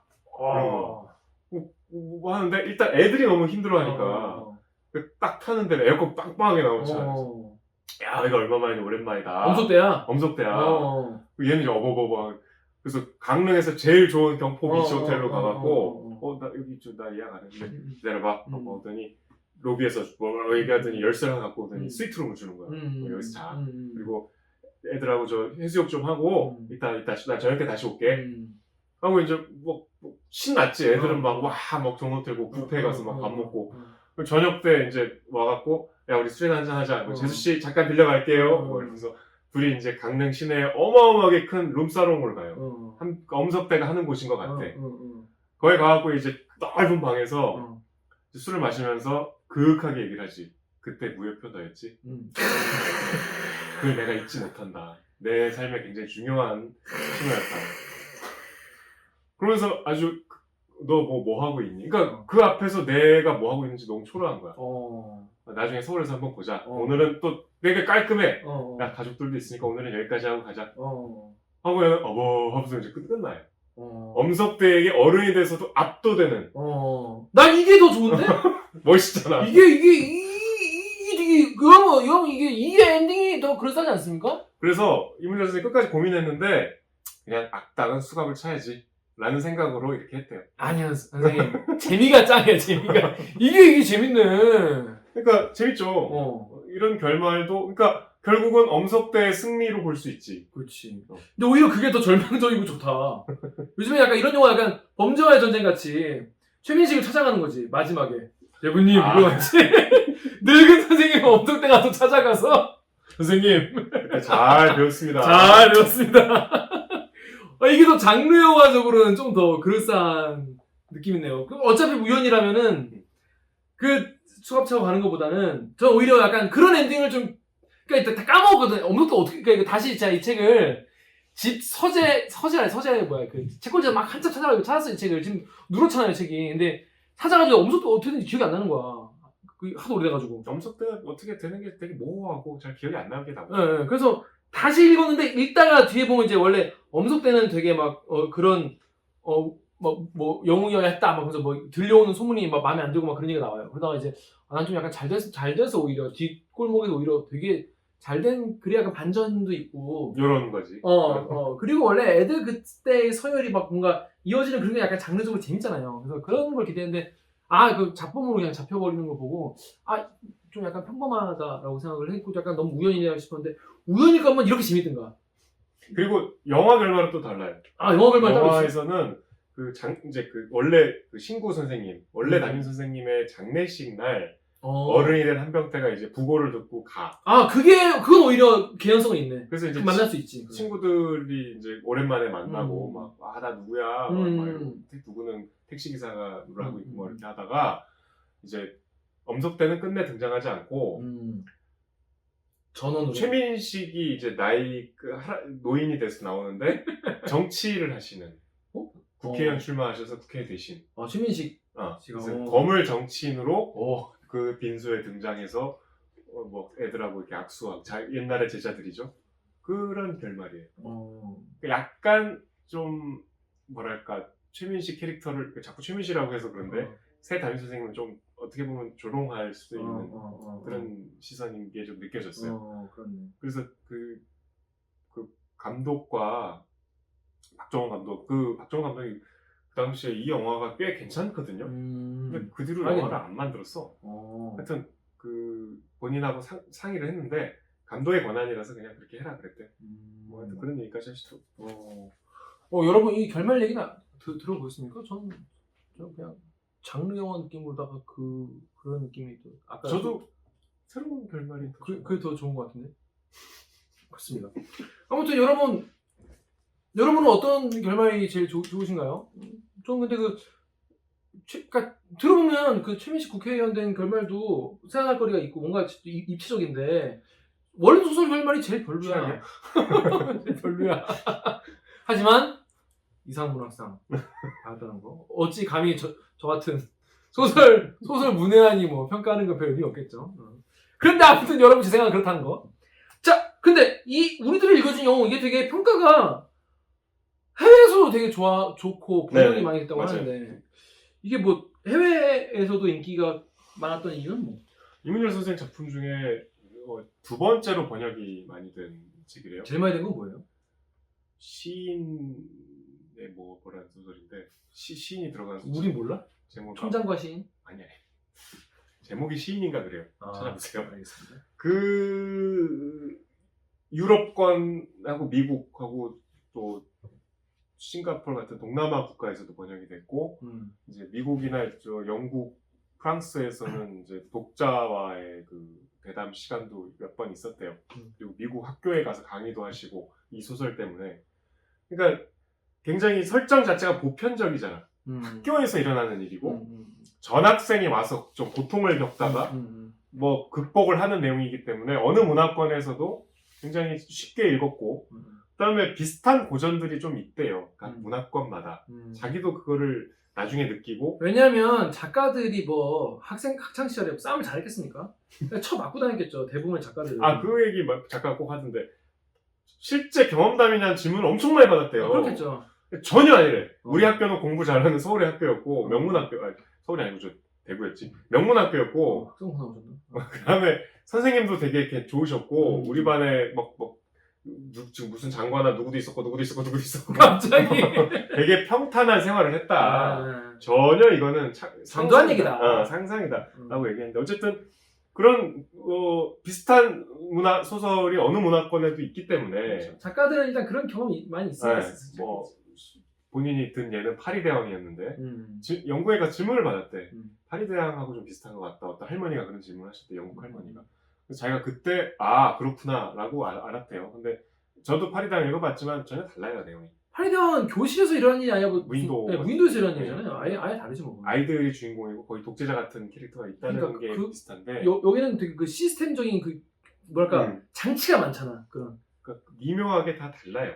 이렇게 아까 이제 황석영 얘기도 하죠. 네, 그래서 이제 아까 말씀하신 대로 댓글에 나왔지만 황석영 작가의 아우를 위하여를 표절했다 이런 얘기도 있는데, 근데 제가 이 소설을 안 봤어요.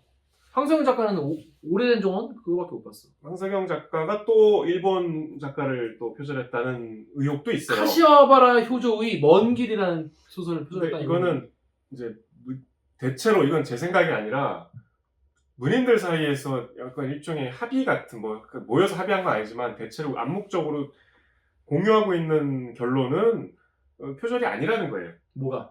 이문열이 표절한 거는 이건 좀 표절이 그렇게 아니라. 무리가 있다는 거예요. 왜냐하면 황석영 아우를 위하여랑 이거랑도 별로 연관성이 없어요. 그 청소년들이 주인공이라는 거 외에는. 그리고 황석영과 이문열이 한때 되게 친했어요. 그 미국에서 서로 만난 일화도 있어. 황석영 선생이 그 방북해갖고 망명 생활했잖아요. 미국에서 망명 생활할 때 이문열 선생이 불쑥 뉴욕에서 연락을 했대요. 황석영 전화를 했대. 그래서 이제 다음날 만나기로 했는데 둘이 약간 너무 색깔이 다르잖아. 지향점도 다르고.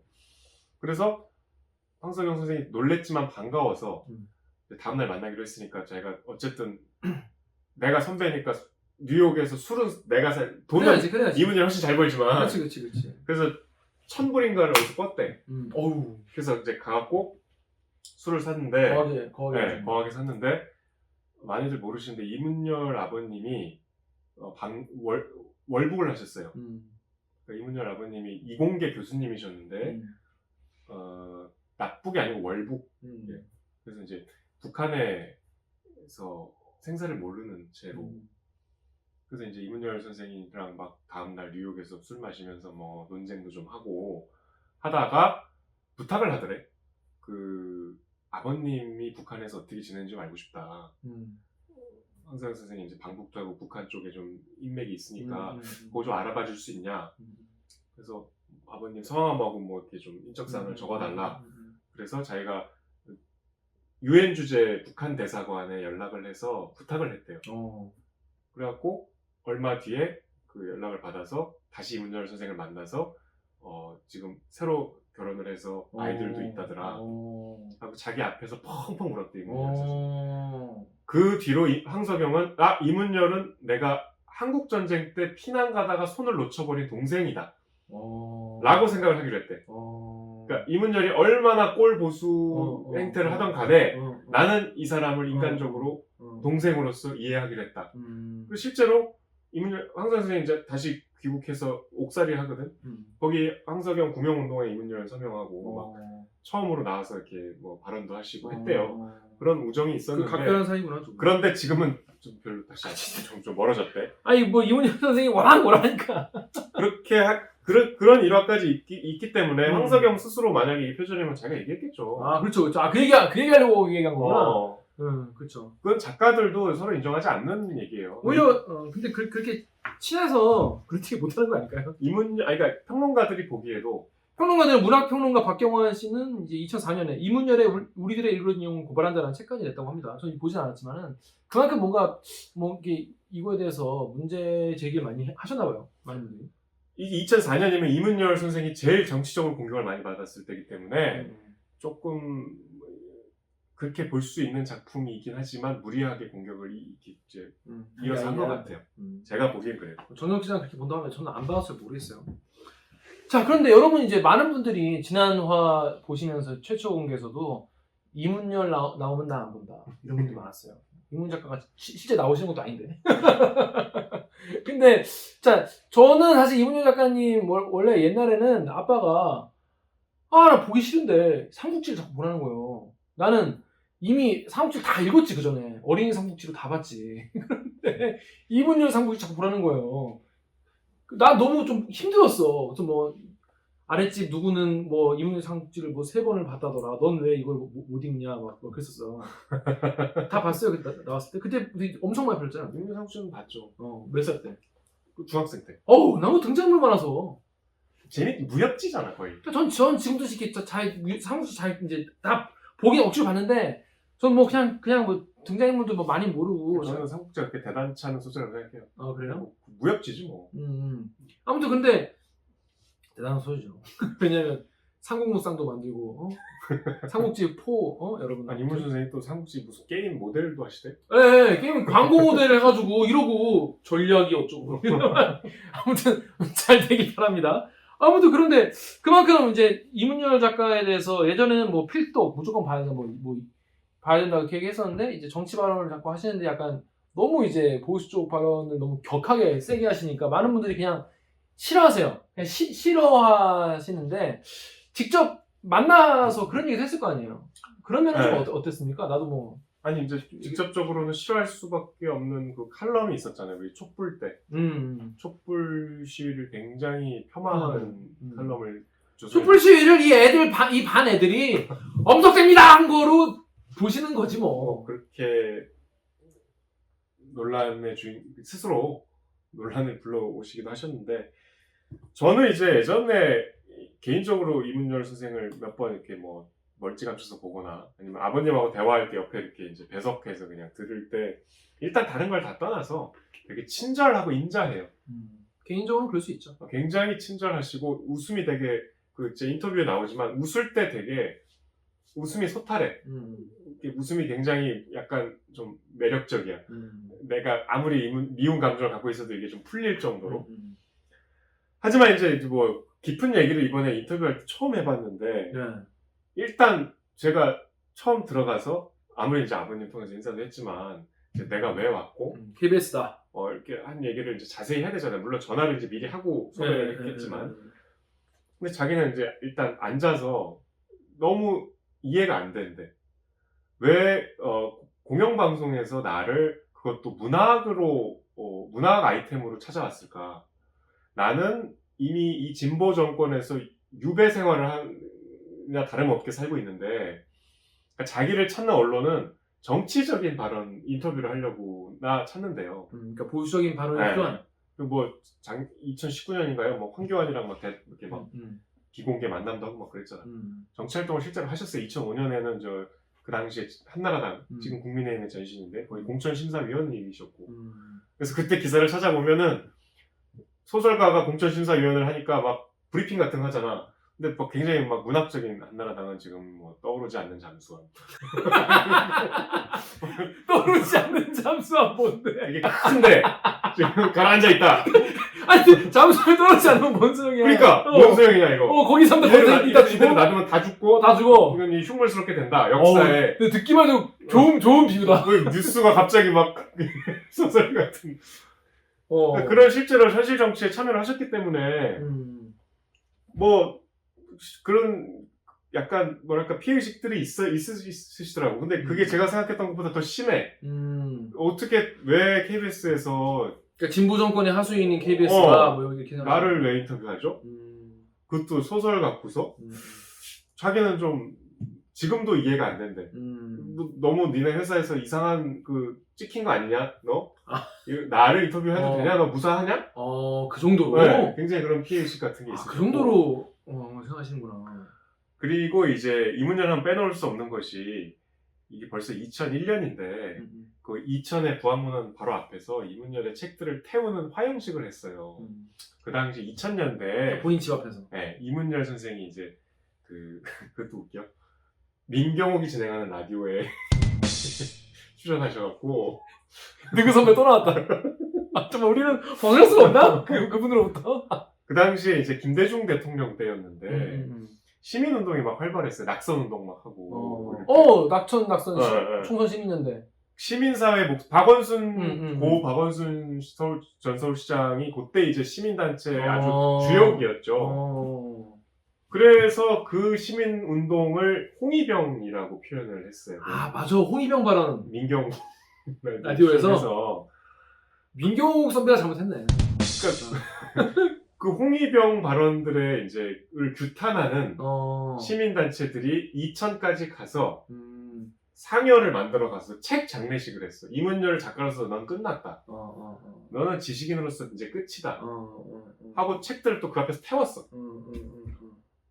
근데 이제 저는 그게 그런 퍼포먼스 할 수 있잖아요. 네, 그쵸. 그게 이문열 선생은 60년대는 김승옥의 시대라 그러고 70년대는 황석영의 시대라 그러고 80년대는 이문열의 시대라 그래요. 이문열 선생이 인터뷰 앞서 그 얘기하더라고. 79년 자기가 5월에 등단했는데 그때 세간에 그런 농담이 있었대. 갑자기 등장해서 유명해진 세 사람이 있다. 하나가 이주일이다. 하나가 이문열이다. 그리고 전두환. 그 정도로 스타였어요. 셋 중에 머리 수준 제일 많으시네요. 그렇죠. 지금도 풍성하지. 풍성충이지. 부럽다, 부러워. 79년부터 그랬으니까 대스타잖아. 일개 시민단체가 와서 책 몇 권 불태운다 한들 이게 무슨 상처가 됐을까? 지금까지 진짜 이 트라우마가 심해. 자기는 그때는 코웃음 쳤대. 근데 돌이켜보니까 나는 그때 장례를 당한 거나 이게 맞더라. 어.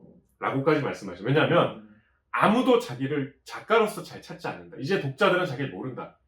제가 계속 아니 무슨 소리냐. 지금도 선생님 책 찾는 사람 많고 많이 팔린다. 근데 요즘 소설 쓰시나요, 요즘에? 무슨 소설 이제 최근까지 그 신동아 연재를 하셨어요. 그래서 이제 별로 이렇게 반응이 안 좋았어. 그러니까 내 소설이 이제 유통기한이 끝나고 외면받고 있다.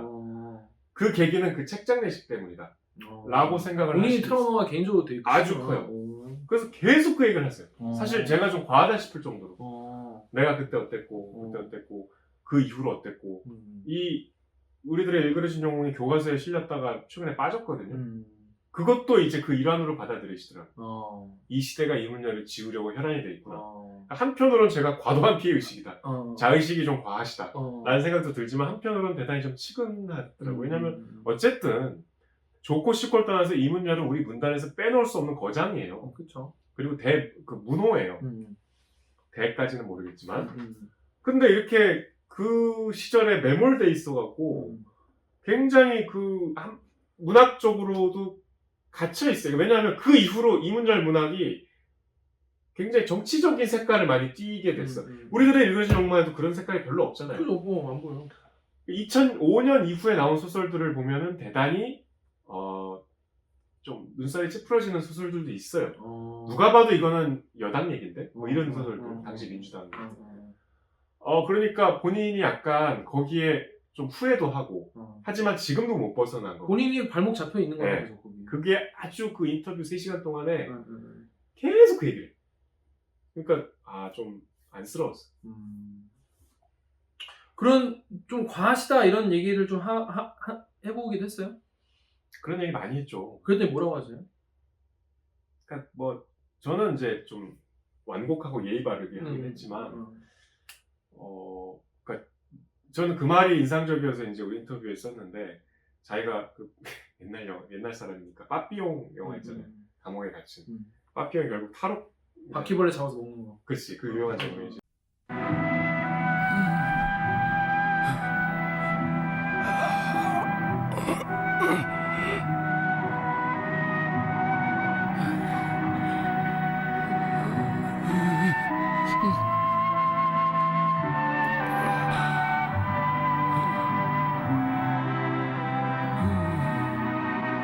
로치큐. 빠른 바퀴약 로치큐. 역시 빠르지. 에? 되게 억울하게 감옥에 맞아. 가갖고 마지막에 뛰어내리잖아. 그래서 결국 탈옥을 하고 끝나죠. 근데 이제 억울하다 막 하고 있는데 중간에 이 사람이 꿈을 꿔요. 꿈을 꿔갖고 사막을 헤매고 있는데 저승사자를 만나. 그래서 나는 억울하다. 난 무죄다는데 저승사자가 내려다보더니 말 타고 내려다보더니 너는 유죄다. You know the charge. I'm innocent. I didn't kill that pimp. You couldn't get anything on me, and you framed me. That is quite true. But your real crime has nothing to do with a pimp's death. Well then, what is it? Yours is the most terrible crime a human being can commit. I accuse you of a wasted life. Guilty. 이 죄는 인생을 낭비한 죄다. 그러니까 너 감옥에서 뭐하냐. 그 꿈을 꾼 뒤로 이제 탈옥을 막 준비해요. 그러니까 자기가 그 생각이 요새 많이 난대. 내가 그 정치적인 여러 가지 그 사건에 이제 휩쓸려서 나는 문학을 하는 사람이고 글을 쓰는 사람인데 너무 거기에 좀 게으르지 않았나. 좀 후회가 된다. 안타깝네요. 너무 거기에 근데 보면은 늘 뭔가 문제되는 발언이 다 같은 맥락이네. 그러니까 홍위병 발언도 결국 대중을 무시하고 대중을 정말 그렇게 매도해버리는 그런 되게 폭력적이고 야만적인 표현이기 때문에 많은 분들이 이제 화가 나고 그게 언급이 된 거 아니겠습니까? 근데 그게 보면은 우리들이 일그러진 영웅에서 나와요. 그런 시각. 우리들의 이거는 영웅적 세계관이죠. 그렇죠. 그리고 저는 이제 시작부터 조금 의구심을 가졌던 것이 인터뷰 시작 때 아까 그 얘기했거든. 우리들의 일그러진 영웅을 쓰게 된 4.13 호원 조치를 보고 그 말을 제가 아까 설명을 드렸지만 전두환 80년에 집권해서 87년까지 7년 동안 나는 작가로서 그냥 표명을 하지 않고 있다가 그 대목도 저는 전두환 정권이 그냥 7년이 간 게 아니잖아요. 그쵸. 시작부터 5.18이 있었고 그쵸. 많은 민주화 운동과 거기에 대한 희생이 있었는데 작가로서 7년이라는 짧지 않은 세월 동안 거기에 대해서 침묵하고 있었다는 거를 그냥 나는 작가니까 나는 뭐 활동가가 아니니까 이렇게 그러네요. 얘기하는 것이 온당한가. 그렇네요. 이 문학의 지향점이 과연 그 완전히 현실과 괴리된 시각이잖아요. 거기서부터 저는 이문열 선생의 어떤 세계관에 좀 동의할 수가 없었는데 물론 뭐 선생님도 뭐 나름의 이유가 있었겠지만 저는 그게 좀 불편했거든요. 그러니까 뭐 굉장히 좀 스스로 보수적인 성향이시기도 하고 또 작가의 역할에 대해서 조금 현실과 선을 긋는 면도 있으시고 그런데 거꾸로 왜 50대 이후에는 그러니까. 현실 정치에 그렇게 너무 또 과하게 또. 유례가 없이 아니 작가가 공천심사위원이 된 건 처음이에요. 그러니까. 그냥 뭐 어떻게 뭐 칼럼 쓰는 정도가 아니고 그러니까 이 분노로 이제 자기를 잃어버린 거지. 저는 그렇게 봐요. 정말 쓰시는 글이 정말 저와는 생각이 반대인 경우가 너무 많아가지고 그동안은 그냥 되게 아유 이러고 그냥 안 봤어. 아유 어느 순간부터 김지아를 안 본 것 같이 그렇죠. 아우 이러고 안 봤어. 근데 또 이 사연을 듣고 보니 또 이제 작가에게 또 서사를 부여하다 보니 아 이런 게 있었구나 싶어요. 저희가 인터뷰 방에 집필실에서 사다가 정원이 엄청 넓어요. 아, 정원에서 좋겠다. 드론 촬영도 했어. 어. 정원에서. 거기서 막 상여 태우고 그랬던 거야? 그 앞 내려가서. 그러니까 그 정원에 테이블 무슨 석공 하시는 분이 기증한 이따만한 돌로 된 테이블이 또 있어요. 거기 앉아서 있는데 거기까지 그러니까 나온 건 거의 이제 인터뷰 막바지인데도 이제 거기서 이제 좀 편한 토크하고 이제 갑자기 또 어딜 가리키면서 저기였어요. 와 정말 막 코마에 그만해 알았어. 정말 마음의 상처가 크시네요. 그렇습니다. 하여튼 그런 분이다. 여러분 좀 이해가 되십니까? 우리가 뭐 아니 본인이 좋아하고 뭐 호불호를 떠나서 매불매를 떠나서 우리가 이 사람이 이런 사람이구나 알아두는 건 되게 도움이 되죠 아무래도. 자 그런데 우리가 지난번에 현기영 작가를 다루지 않았습니까? 네. 현기영 작가한테 우리 방송 링크 보내드렸나요? 안 보냈어요. 안 보낼까요? 요거 때문에 못 보냈어. 요거 때문에 천천히 생각. 이문열 작가가 우리 방송을 볼까요? 이문열 선생이 요거는 여담인데 유튜브를 좀 보시더라고요. 근데 보니까 보수 유튜브들을 많이 보시는 것 같아요. 그래도 이문열 쳐보지 않을까? 그러니까 그런 굉장히 방송에 친화적이시고 그래? 우리 시대 소설이 되게 스케치를 많이 하거든요. 막 이렇게 연출을 많이 시키는데 유례 없이 적극적으로 다 해주시고 방송을 아시네. 책 보는 장면 하면은 어디서 꺼내갖고 안경 딱 쓰고 딱 하면서 간지나게 딱 해주는. 이문열 작가가 우리 방송을 보면 뭐라고 생각하실까요? 곤란한데? 아니야. 그 정도는 뭐. 이 정도는? 저는 계속 이문열 선생이 본다고 생각하고 말씀. 그 정도 선, 우리가 이제 그 선을 맞춰서 얘기한 거니까. 괜찮겠어요? 나쁘지 않다. 다음에 가서 쳐 맞는 거 아니야? 하여튼, 지금 사실 저희는 이 시청자들과 독자들도 보시지만은 작가님이 또 보일 수 있기 때문에 그걸 이제 염두에 두지 않을 수 없어요. 왜냐면 굉장한 이제 한 인간에 대한 엄청난 결례일 수도 있고 그런데 현기영 작가님에게는 이것 때문에 너무 결례라서 못 보여드리는데 이문열 작가님한테도 못 보여드리면 어떡하나. 현기영 선생님 후회하실까 봐. 그럴걸. 내가 왜 정직하게 얘기했을까. 맞았을까. 그럴 수 있죠. 아무튼 그래서 이문열 작가님 보셔도 요즘엔 이제 이렇게 생각한다. 그냥 너그럽게 봐주실 거라고 믿습니다. 그리고 우리가 어쨌든 이문열 작품을 이렇게 다룰 만한 가치가 있는 문학. 그건 당연한 거죠. 근데 이게 이렇게 이제 단권으로 나왔구나, 이렇게 한 권으로. 아니, 다른 소설도 있다니까요. 이거 두 권짜리로 나왔구나.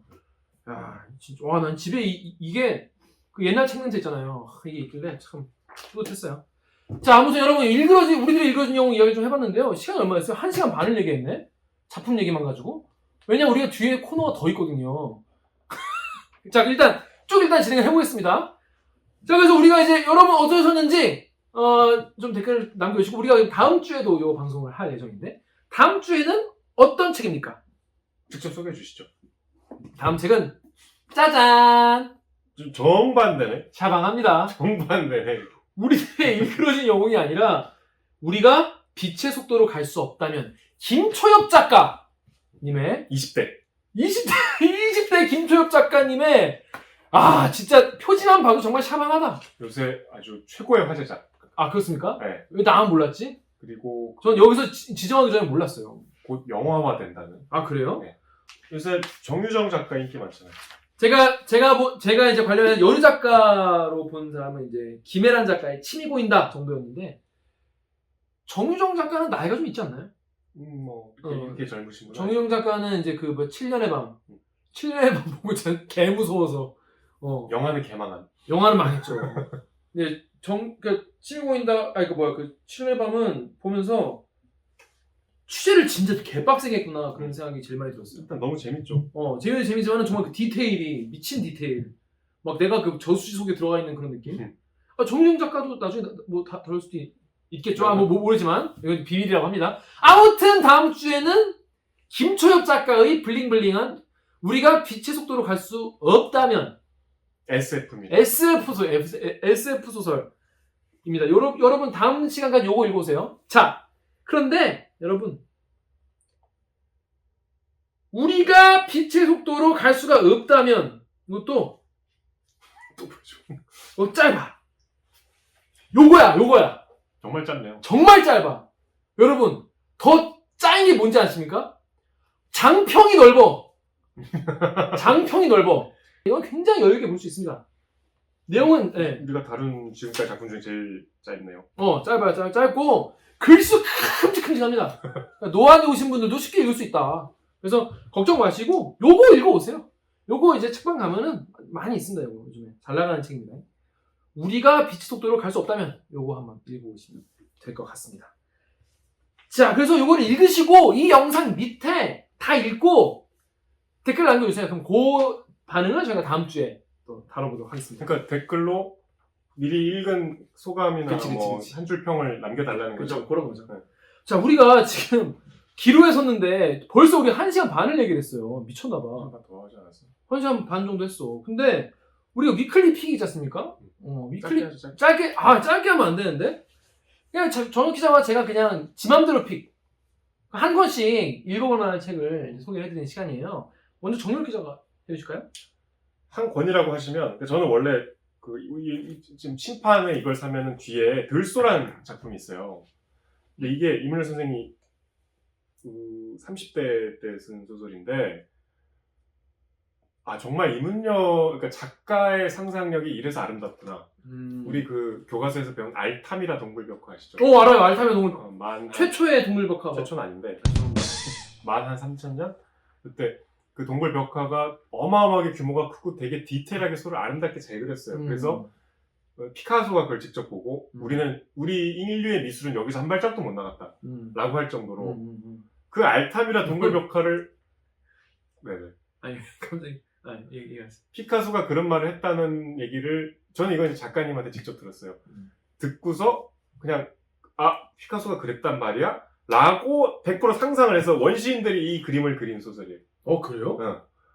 여기 보면은 늑대와 춤을처럼 막 이름이 무슨 파크라이 프리미어 비슷한 거네. 그래서 굉장히 그냥 100% 다 상상인데 이 서사가 그러니까 작가는 이런 사람이구나. 그냥 상상만으로도 하나의 세계를 창조해서 이 역사와 연결시키는구나. 물론 다 허구지만 되게 재밌고. 그러니까 원시인의 소설인 거예요? 원신들 얘기예요. 원신들 얘기예요?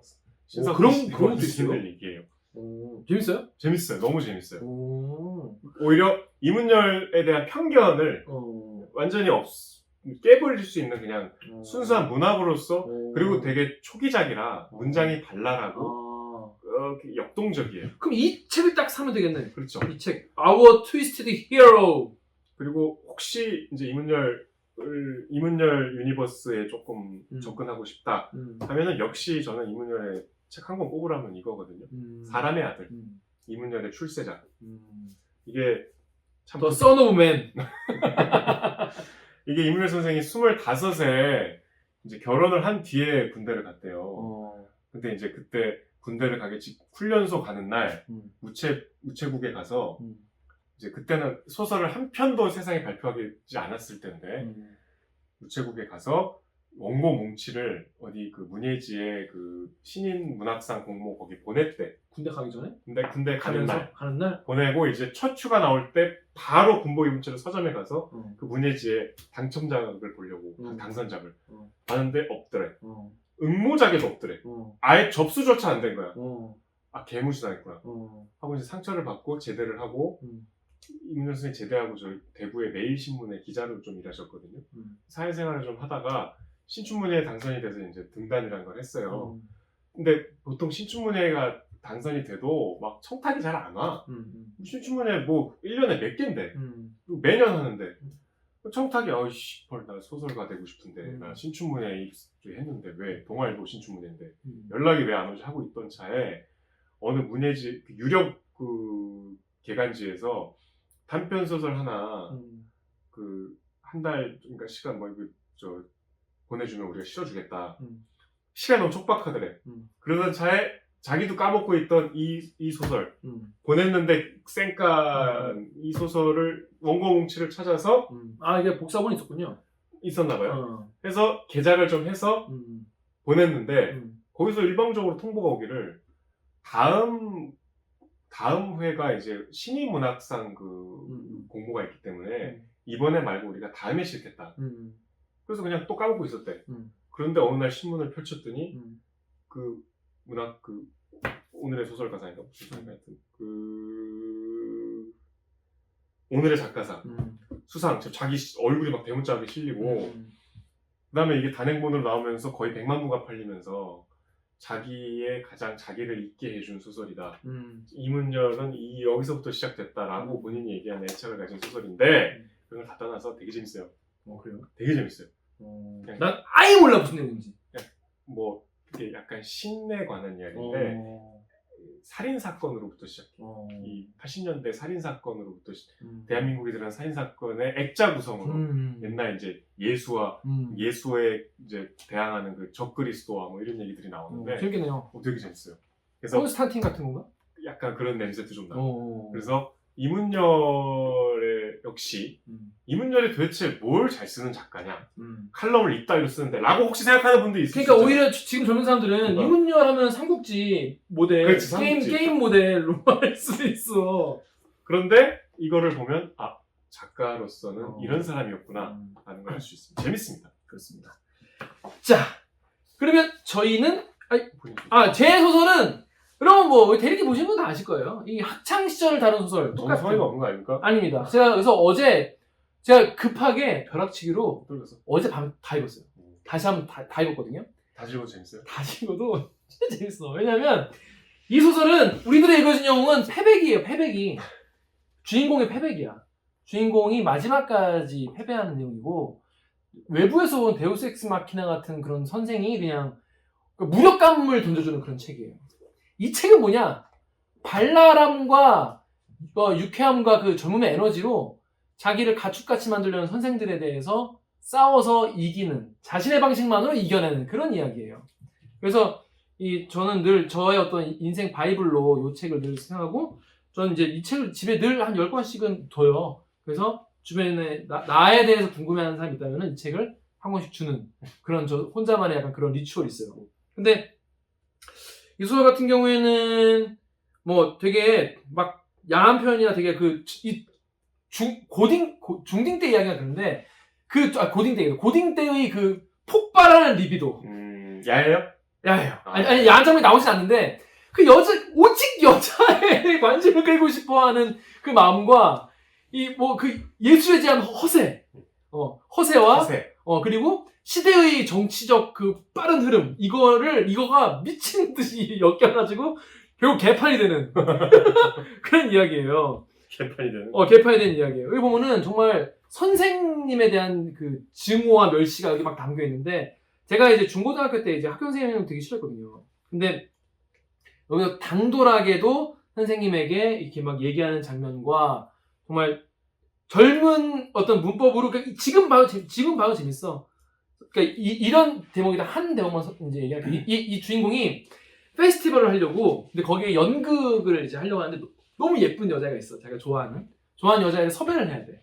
근데 그 여자는 영어 연극부야. 영어 연극부가 축제를 준비하는데 저기서 지금 막 대사를 읽고 있어. 그래가지고 거기 가나 이제 인터뷰를 좀 하려고 섭외하려고 가는데 선생님이 막아. 영어 선생님이 막아. 영어 선생님이 딱 막으니까 너 왜 왔냐? 지금 뭐 취급하면 안 된다라고 했더니 세상 돌아가는 얘기도 하려고 왔다. 무슨 얘기를 하려고 하냐? 그러니까 베트남 전쟁 얘기를 하려고 왔다. 그러니까 그게 지금 너랑 무슨 상관이냐라고 하니까 선생님은 전쟁이 좋습니까? 이렇게 물어봐요. 지금 무슨 소리 하는 거야? 빨리 돌아가. 지금 바빠. 선생님은 전쟁을 싫어하세요? 싫어한다면 반대해야죠. 비겁합니다. 라고 하니까 나와는 관계없는 일이야. 관계 있습니다. 미군은 지금 우리 항구를 이용하고 있습니다. 사람을 죽이기 위해서 말이죠. 자네가 생각할 그런 문제가 아니야. 그럼 누가 생각해야 할 문제인가요? 야자키, 그런 일은 대학을 나오고 취직도 하고 결혼도 하고 아이도 만들고 어른이 된 다음 말하도록 해. 라고 하니까 속으로 개새끼 그러면 뭘 말하란 말이야? 라고 해요. 그러니까 저는 살면서 우리가 누군가에게 내가 이런 말할 자격이 있을까? 내가 이런 거에 대해서 발언하는 게 내가 그럴 만한 위치인가? 라고 늘 스스로 되물어보는 그런 습관이 있어요. 근데 저 같은 경우에는 이제 기자 생활하면서 우리 저널리즘에 대해서 고민한 이야기를 막 했을 때 전 약간 내가 뭐 아직 뭐 단독도 많이 못 해보고 내가 아직 이런 큰 기자도 아닌데 이런 뭐 저널리즘에 대한 고민하고 이런 거에 대해서 문제 제기하는 게 맞을까라고 생각했을 때 시민보 선배가 그랬어요.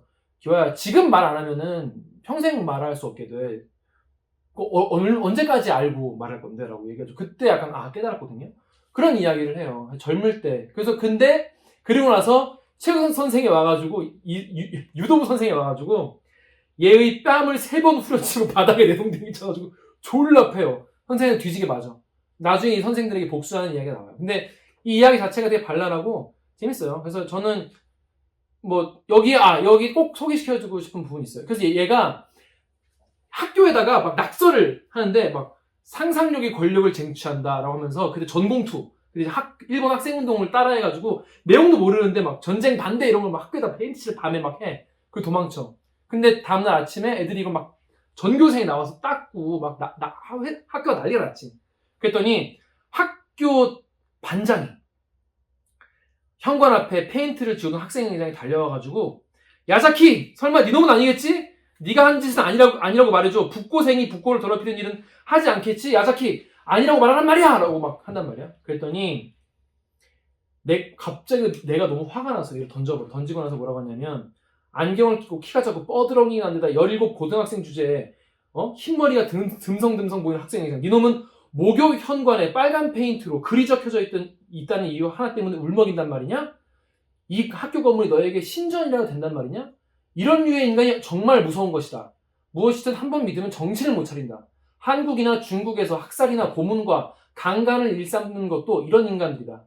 이런 인간들은 한낱 낙서 때문에 울지만 중학교 동창 여학생이 졸업과 동시에 흑인 병사의 자질을 하는 것에 대해서는 눈 하나 깜짝하지 않는다. 이렇게 얘기를 해요.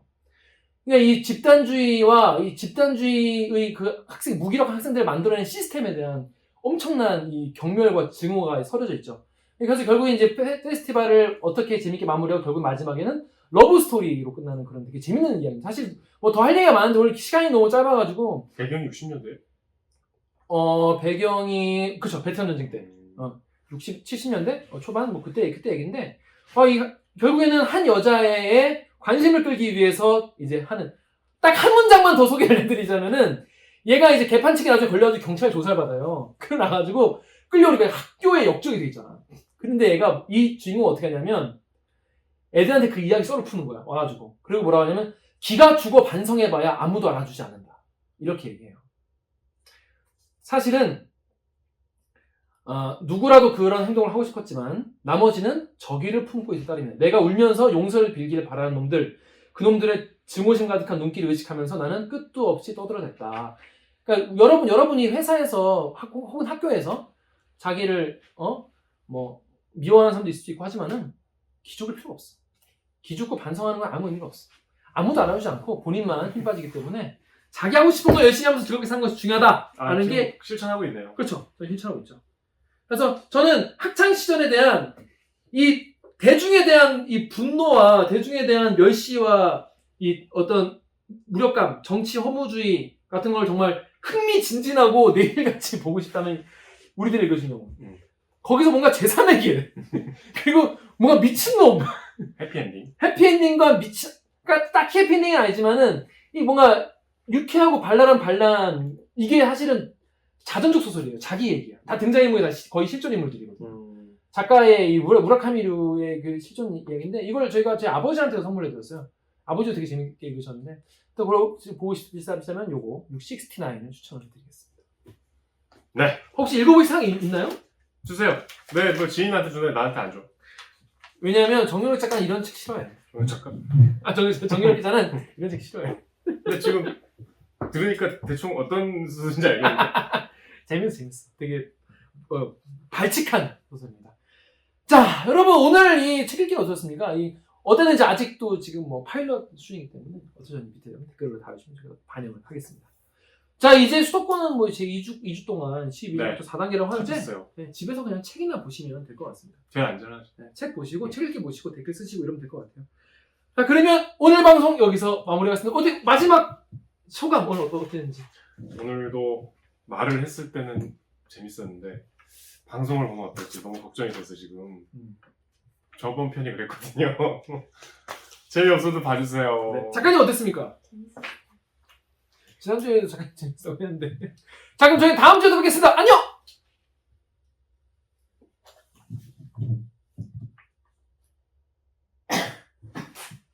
끝? 네. 작가님 어땠어요? 진짜 재밌었는데 나는? 그래요? 1시간 40분. 안 듣고 있던데요? 아니야 중간에 잠깐 저기 디라이브 때문에 잠깐 넋을 판 사이에 뭘 기술적으로 물어봐가지고. 진짜 재밌었어요? 확실히 줄거리 얘기는 알고 보면 재미가 좀 없긴 해. 그러니까 정원 선배 혼자 줄거리 얘기하는 게 너무 지루했어. 네. 1.5배속으로 돌려야겠어. 그 뒤부터는 재밌었어. 와, 2시간을 했어.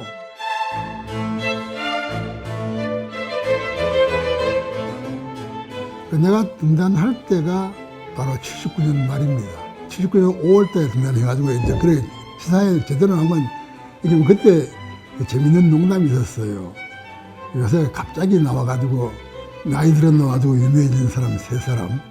이게 79년 말에 내가 나오고 그 다음에 이주일 씨가 나오고 그래 전두환 대통령이 나왔습니다. 그 제5호이라는 거에 대해서 견해를 표명하거나 찬반을 할 그런 적 없이 지나가 버렸어요. 유예한다. 아직 내게 뭔지 모르겠다. 뭐 이런 식으로 유예를 하면서 이런 기분을 가졌어요. 홍원이라는 말은 내가 다시 알겠다는 말하고 관계를 맺을 수도 있다.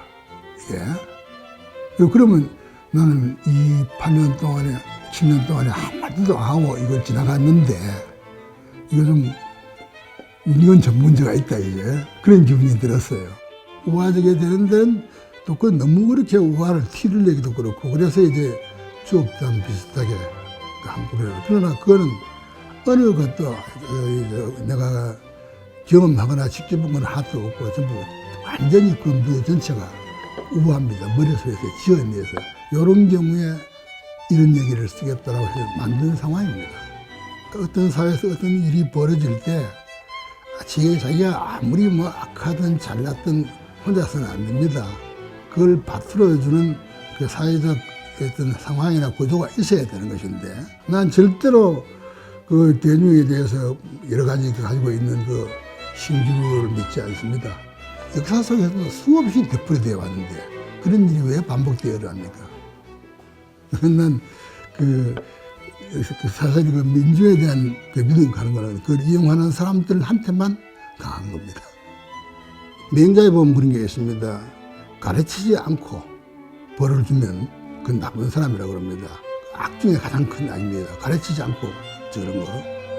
그런데 그 얘들한테 아무도 좀 전제나 혹은 그런 국정에 대해서 나쁜 점을 가르치는 사람도 없는 거, 자기도 한 적 없으면서 단지 국정했다는 거, 혹은 추수했다는 거, 이거 가지고 그렇게 모두게 때릴 권리가 없다고 생각합니다. 그래서 나는 그 사람이 나중에 반을 이상하게 만들었을 거라고 보죠.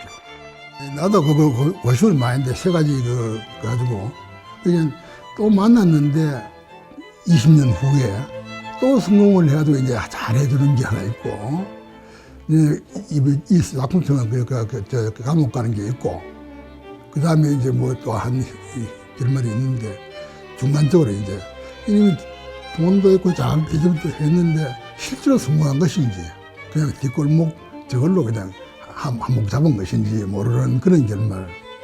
그 세팅이 있었는데, 내가 지금까지 애매하게, 지금도 애매하게, 타임도 애매하게, 모두 애매하게 처리해 왔는데, 여기 끝에까지 그럴 거뭐 있나? 악당은 수갑 차라. 그렇게 해서 이제 그 단순한 느낌으로 했습니다.